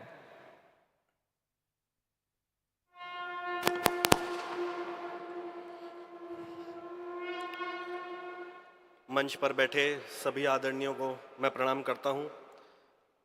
आदरणीय doctor Vishwanath Karad sir, जिन्होंने एक पहल की ऐसी जिससे ना कि सिर्फ इस संस्था के विद्यार्थियों को अपितु संपूर्ण संसार में कैसे उस अध्यात्म को प्रचुर मात्रा में प्रखर शिखर पर पहुंचाया जाए, इसके लिए उन्होंने पहल की। सबसे पहले सर्वप्रथम मैं आपको धन्यवाद करता हूं। मेरी यहाँ पर मौजूदगी में आपका बहुत बड़ा योगदान है और पूरी निष्ठा और ईमानदारी के साथ जो मैंने अपने जीवन में अनुभव किया, वो सभी मैं प्रतिदिन आप सब विद्यार्थियों के साथ और जो भी मेरे संपर्क में आते हैं उन सब के साथ मैं साझा करता हूँ। एक छोटी सी कहानी के साथ मैं आज की चर्चा को शुरू करना चाहता हूँ। एक व्यक्ति, उसकी मृत्यु हो जाती है। मृत्यु होने के पश्चात वो व्यक्ति स्वर्ग में जाता है। स्वर्ग में जाने के बाद जब वो चित्रगुप्त से पूछता है कि मैं कहाँ पर हूँ, तो चित्रगुप्त उसे बताता है कि हे मनुष्य, तुम स्वर्ग में आ गए हो। तो वो व्यक्ति कहता है कि मैंने कहानियां तो बहुत सुनी थी कि मरने के बाद यदि हमारे कर्म अच्छे हों तो हम स्वर्ग में जाते हैं, पर यह मेरा जीवन का पहला अनुभव है। तो चित्रगुप्त कहता है कि हे मानव, तुम स्वर्ग में आ तो गए हो, लेकिन कुछ कर्म तुम्हारे ऐसे हैं जिनके कारण तुम्हें नरक का भोग करना पड़ेगा। अब ये चयन मैं तुम पर छोड़ता हूं कि तुम स्वर्ग का अनुभव पहले करना चाहते हो या नरक का। वो मनुष्य थोड़ा बुद्धिमान होगा, उसने कहा कि यदि भोग करना है तो पहले मैं नरक का ही भोग कर लेता हूं, फिर उसके बाद आनंद से मैं स्वर्ग का अनुभव करूंगा। चित्रगुप्त उसको नरक में ले जाता है। तो जैसी हमारी धारणाएं हैं कि नरक में बहुत पीड़ाएं होती हैं, चिंताएं होती हैं, विविध विविध प्रकार के त्रास दिए जाते हैं, उस मनुष्य को वहां पर कुछ भी ऐसा दिखाई नहीं दिया। तो नरक में एक पेड़ था, उस पेड़ के नीचे बहुत दुखित, व्यथित, आहत होकर वो व्यक्ति बैठा था। तो कुछ क्षण बाद चित्रगुप्त उसके पास आता है और पूछता है कि हे मानव, तुम दुखी क्यों हो? तो वो मनुष्य कहता है कि महाराज चित्रगुप्त, आपने मुझे कहा था कि मेरे जीवन में कुछ क्षण ऐसा है जहां मुझे नरक का अनुभव करना है। लगता है आप मेरे साथ कोई खेल खेल रहे हैं, कोई व्यूह रच रहे हैं, क्योंकि यहां तो नरक जैसा कोई अनुभव है ही नहीं। धरती पर मैंने सुना था कि नरक में बहुत पीड़ाएं होती हैं, चिंताएं होती हैं, बहुत त्रास दिए जाते हैं, लेकिन यहां तो ऐसा कुछ है ही नहीं। तो महाराज चित्रगुप्त जो उत्तर देते हैं वो मैं आप सबको बताना चाहता हूं। बहुत आश्चर्य की बात है और मैं आप सबका ध्यान अपनी ओर आकर्षित करना चाहता हूं कि महाराज चित्रगुप्त ने कहा कि हे मानव, मैं झूठ नहीं बोल रहा, मेरी बात में किंचित भी कोई असत्य नहीं छिपा है। तो यह नरक ही, लेकिन तुम्हारी मौजूदगी ऐसी है कि तुम्हारी मौजूदगी ने इस नरक को स्वर्ग बना दिया। हमारी प्रेजेंस कैसी हो, हमारी मौजूदगी कैसी है, रामायण में एक चौपाई आती है, बड़े भाग मनुस्तन पावा। ये मनुष्य जो जीवन मिला है, बहुत सौभाग्यशाली होते हैं वो जिनको ये जीवन मिलता है। हम जीवन कैसा जी रहे हैं? हमारे पास 24 घंटे हैं। मैं मानता हूं कि यहां पर जितने लोग बैठे हैं सबके पास 24 घंटे हैं। किसी के पास 25 घंटे तो नहीं है, मेरे पास तो नहीं है। उन 24 घंटों में हम क्या करते हैं? हमारी जब सुबह होती है, हमारी भोर कैसी होती है? हमारे पूरे दिन का आचरण कैसा होता है? जब रात को हम सोते हैं तो हमारे विचार, हमारे आचार, हमारा चिंतन, हमारा मनन कैसा होता है? ये एक बहुत बड़ा प्रश्न है। और अगर अपने जीवन को हम समझ लें तो मैं मानता हूं कि जीवन की सारी मुसीबतें आती तो हैं। मुसीबतें तो किसी के जीवन में ऐसा नहीं होगा कि नहीं आती हो। वो तो चाहे राम हो, कृष्ण हो, बुद्ध हो, महावीर हो, कोई भी हो, मुसीबतें तो आएंगी आएंगी। लेकिन उन मुसीबतों के बीच रहकर कैसे स्वयं को स्थिर रखना है। एक अभी कुछ समय पहले एक बहुत बड़ी टाइकॉन की मीटिंग हुई थी, गैदरिंग हुई थी। बहुत दिग्गज लोग उसमें आए थे। डॉक्टर माशेलकर थे, गणेश नटराजन थे, ओला कंपनी के मालिक भावेश अग्रवाल थे, रेणुका रामनाथ थी। उसमें मैं भी आमंत्रित था। मैंने उसमें एक बात कही और वो सब बात मैं आप लोगों को ही बताना चाहता हूं। उसमें मैंने कहा कि अंदर की स्थिरता बाहर की विराटता को जन्म देती है। मैं फिर से अपनी बात को दोहराता हूं। अंदर की स्थिरता बाहर की विराटता को जन्म देती है। The more you still within, the more expensive your whole being will become. एक अंधकार से भरा एक कमरा है जहां पर कुछ भी नहीं दिख रहा, लेकिन एक छोटी सी ज्योत यदि वहां जला दी जाए तो कैसे पूरा कमरा प्रकाशमय हो जाता है। ऐसा ही मनुष्य का जीवन भी है जो अंधकार से भरा है। वहां पर यदि एक प्रकाश, एक रोशनी, एक लाइट हम अपने जीवन में जला ले तो हमारे जीवन से मैं मानता हूं कि पूरा अंधकार मिट सकता है। उसके लिए सबसे जरूरी बात है पहली, awareness. The most important thing is awareness, जागरूकता। मनुष्य जो जीवन देता है, जो भी जीवन जीता है, वो बहुत बेहोशी में जीता है। एक प्रकार की एक निद्रा है। बेहोशी का मतलब ये नहीं है कि हम सो रहे हैं। आंखें जरूर हमारी खुली हैं, लेकिन खुली आंखों से भी मनुष्य सोता है। एक रिसर्च हुआ अभी कुछ समय पहले, जहां पर अदालत के अंदर एक मुजरिम कटघरे में खड़ा था और जज ने उससे पूछा कि तुम अपराधी हो, तुमने खून किया है, क्या तुम इसको कबूल करते हो कि नहीं?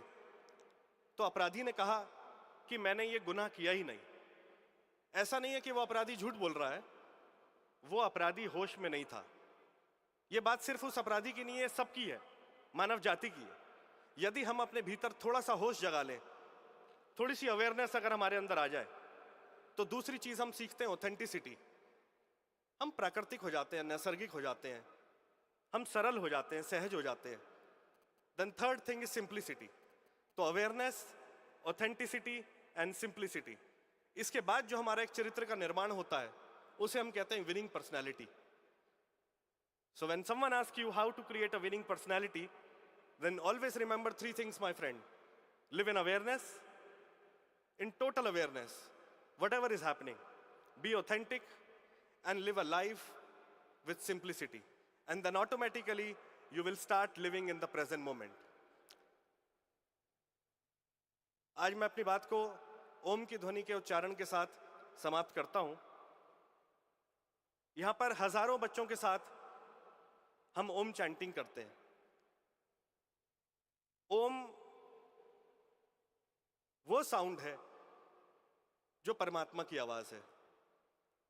ओम वो ध्वनि है जो सब ध्वनियों से पार है। If you want to understand the language of silence, then you have to experience the Om vibration. ये 3 अक्षरों से बना है, आ, उ और म। और इन तीनों अक्षरों की जो वाइब्रेशन है, जो उसका स्पंदन है, जब हम इसको अनुभव करते हैं तो हमारे जीवन में एक अनूठे प्रकार की क्रांति घटती है, जिसको शब्दों में नहीं बताया जा सकता, जिसका तो केवल अनुभव किया जा सकता है। तो मैं चाहूंगा आप सभी आज अनुभव करें। अपनी रीढ़ की हड्डी बिल्कुल सीधी कर लें। Please keep your spine straight and gently close your eyes. Put your both the hands on your lap, palm facing upwards. Inhale and exhale. पूरी श्वास अंदर, पूरी श्वास बाहर। और आज हमारे पास एक बहुत बड़ी अपॉर्चुनिटी है कि आज हम इतने सुंदर इस डोम में बैठे हैं, जो विश्व का सबसे बड़ा डोम है, विश्व का सबसे बड़ा गुंबद है। आज जो अनुभूति हमें मिल रही है, ये किसी ईश्वर की अनुभूति से कम नहीं है। तो पूरी तरह से अपने स्वरूप को स्वयं में स्थित करके, पूरी तरह से अपनी मौजूदगी को इस प्रेजेंट मोमेंट में, इस वर्तमान के क्षण में लेकर आए। पूरा ध्यान अपनी श्वास पर। पूरी गहरी श्वास अंदर, गहरी श्वास बाहर। अब मैं ओम की ध्वनि का उच्चारण करूंगा, मेरे पीछे पीछे आप सब दोहराएं। सामूहिक रूप से जब ओम की ध्वनि का चिंतन होता है, इसका मनन होता है, जब इसका उच्चारण होता है, तो एक अनूठी प्रकार की एक वाइब्रेशन, एक तरंगे हमारे पूरे शरीर में, हमारे पूरे मन में, हमारे पूरे चित्त में एक गुंजन करती हैं, जिससे सच्चित और आनंद की अनुभूति होती है। अब हम इसको शुरू करते हैं।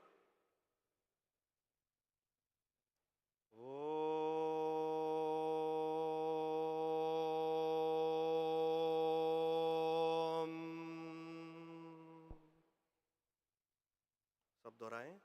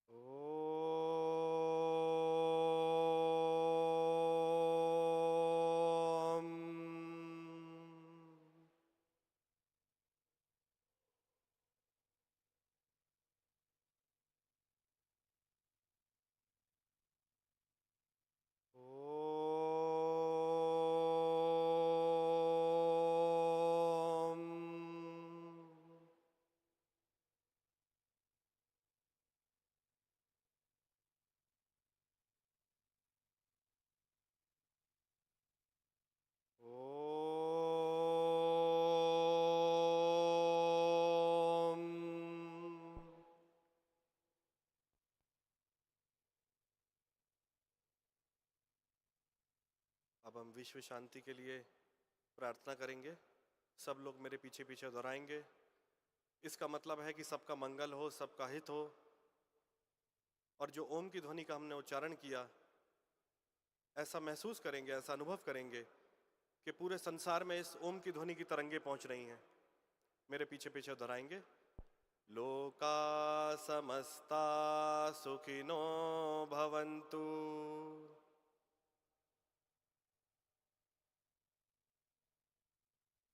लोका समस्ता सुखिनो भवन्तु।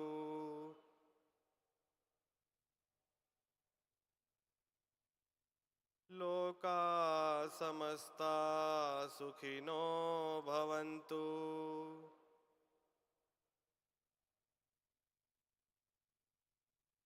लोका समस्ता सुखिनो भवन्तु।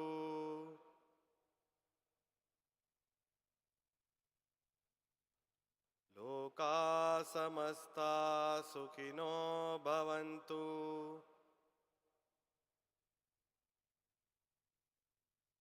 दोनों हथेलियों को रगड़ेंगे, अपने चेहरे पर स्पर्श करेंगे, अपने माथे पर और अपने पूरे शरीर पर स्पर्श करेंगे। और अब हम तालियां बजाएंगे, और जब हम ताली बजाएंगे तो ऐसा अनुभव करेंगे कि हमारे शरीर की तरंगे इस पूरे ब्रह्मांड में चारों ओर फैल रही हैं, और जो भी दुखी हैं, जो भी परेशान हैं, वो सब चिंताओं से मुक्त हो रहे हैं, सभी रोग मुक्त हो रहे हैं, सभी आनंद से भर रहे हैं। संपूर्ण संसार में प्रेम और शांति चारों दिशाओं में फैल रही है। मैं अपनी वाणी को यहीं पर विराम देता हूं। आप सभी का धन्यवाद, आपने मुझे इतने प्रेम और शांति से सुना। मैं आप सभी को प्रणाम करता हूं, मेरा प्रणाम स्वीकार करें। धन्यवाद। Thank you. Thank you. Thank you so much. Thank you so much, Sri Shivam ji. Thank you so much. Just a moment, sir, before we invite revered Professor Dr. Vishwanath Karad, sir. Albert Einstein, just few months before his death, said that I lived my whole life as a scientist, but when I am dying as a mystic. So this message has to be go deeper into the psyche, that even the greatest scientist on the earth, when he went deeper into science, ultimately reached to the shore of mysticism. And that's why Albert Einstein gave E equal to mc square. Karad sir gave Om equal to E equal to mc square. The equation is complete again. So please put your hands together and please welcome the UNESCO chairholder, revered Professor Dr. Vishwanath Ji Karad sir. Please put a big round of applause, friends. Please. Thank you.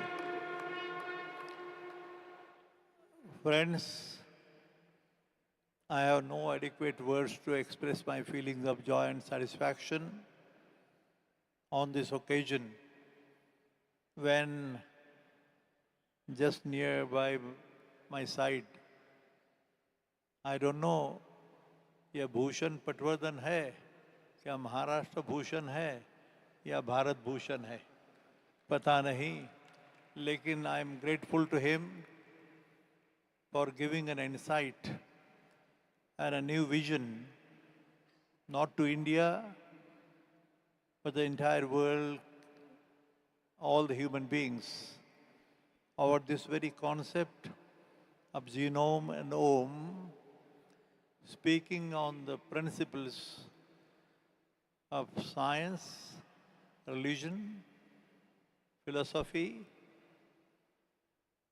and ultimately giving a very scientific vision what science stands for and what spirituality stands for. Friends, I am grateful to Sharad Deshpande ji for reminding me of my Guru, who had blessed me in the year 1992-93. You will not believe Dr. Surendra Barlinge, I bow down to him again. His soul may be somewhere in the space, observing and blessing this very occasion itself. भाइयों, मैं आपको कहना चाहता हूँ कि बार्लिंगे sir was an atheist. He did not believe in God. देखो कैसी जिंदगी है कि गुरु ईश्वर को मानता नहीं और मेरा जैसा शिष्य पूरा ईश्वर को मानता है। तो मुझे ध्यान है अभी कि मैं गुरु को कहता था, बार्लिंगे मुझे हमेशा बोलते थे, अरे विश्वनाथ तू मेरे पीछे मत आना भाई, मैं ईश्वर की कल्पना को मानता ही नहीं। तो मैं बोला बस सर, आप ईश्वर को न मानने वाले देव आप स्वयं हो। और ऐसी एक आशीर्वाद से यहाँ तक आना मुझे ऐसे लगता है कि ये नियति का खेल है। ये स्पिरिचुअली ओरिएंटेड साइंटिफिक लेबोरेटरी के प्रांगण में अध्यात्म शास्त्र की, ध्यान में रखना, स्पिरिचुअल साइंसेस है वो, स्पिरिचुअलिटी नहीं, spiritually oriented scientific narrations and the revelation of the truth, the Almighty God. इसको अध्यात्म शास्त्र कहा गया है, सिर्फ अध्यात्म नहीं। और उसकी मीनिंग खोजने का प्रयास, और शायद मन करारे प्रसन्न सर्व सिद्धि के कारण वो शांति की खोज में चलने का प्रयास 96 में जो हुआ, वो हमारे सारे भाई, हमारे शेखर मांडे साहब, बाकी सारे लोग बैठे हैं, मैं आभार व्यक्त करता हूँ. I am really grateful, but I feel satisfied that I am trying to really understand the essence and philosophy of these two words. ये अंधश्रद्धा नहीं है भाई, it's not a blind faith. I repeat that word. अध्यात्म शास्त्र है भाई, शास्त्र. अध्यात्म शास्त्र कहा जाता है, spiritual sciences बोला जाता है. And that essence and philosophy in a very versatile manner, going deep to the deepest meaning of what spirituality stands for, इसका विवरण मेरा भाई भूषण पटवर्धन जी ने किया. एक नई देन है दुनिया के सामने, नया रास्ता है. Some divine message for promoting the culture of peace in the world on the background of the chaos, confusion, bloodshed, massacre going on. और क्या चल रहा है आप जानते हैं. थोड़ा सा प्रयास है भाई, we are not the makers, but थोड़ा सा प्रयास है. और यही वो सभागृह है. शायद दुनिया में जो चल रहा है सारा इतना भयानक विदारक जो प्रयास है लोगों का, बड़े बड़े हेड्स ऑफ नेशन स्टेट्स, क्यों किसके लिए पता नहीं, बट थोड़ा डर लगता है. डर सच्चाई का नहीं, झूठापन जो चल रहा है, स्वार्थ चल रहा है. किसी ने सनातन शब्द का उच्चारण किया, उसका भी हमें गर्व न होना चाहिए. सनातन धर्म मेरा ही धर्म सही है, ऐसा गर्व मत करो भाई. सबसे घमंड और स्वार्थ, ये दोनों विनाशकारी बात है. दो वर्ड्स है. I am grateful. Thank you Milind. I think I feel satisfied. Thank you so much friends. Thank you. Thank you so much, revered Professor Dr. Vishwanath Karad sir. Thank you so much. What a session it was, and it was absolute pleasure to have all the authors, co-authors, and all the luminaries from the field of science, religion, spirituality. Thank you so much. We are coming to the end of this session, but just before that, let me announce that after lunch 2:15, all the students will probably enjoy a session. We call it as a Youth Peace Ambassador session.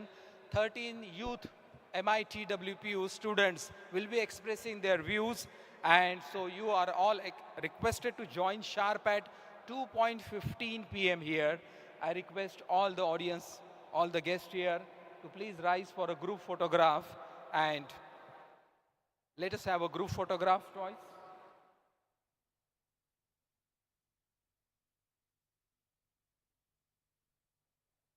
May I request all the dignitaries on the dais to rise for a group photograph, once with the copy of the book Genome to Om, and once with the brochure of the 10th World Parliament. So first with the Genome to Om.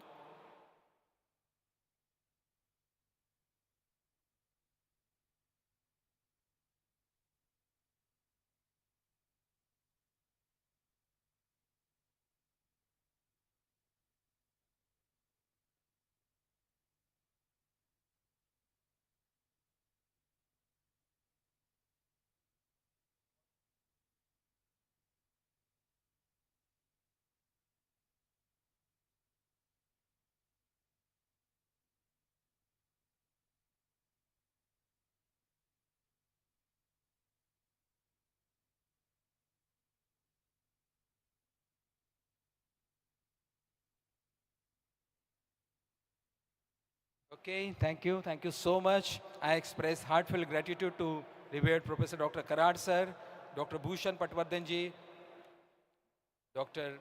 Indu Ramchandani ji, Professor Dr. Shekhar Mande ji, Honorable Professor Sharad Deshpande ji, Honorable Dr. Deepak Ranade ji, Honorable Pramod Pandey ji, and Professor Dr. Alex Sankey, as well as Sri Shivam ji. Thank you very much. Please have the lunch. All the dignitaries on the dais, they are requested to have the lunch just at the downstairs. Thank you so much.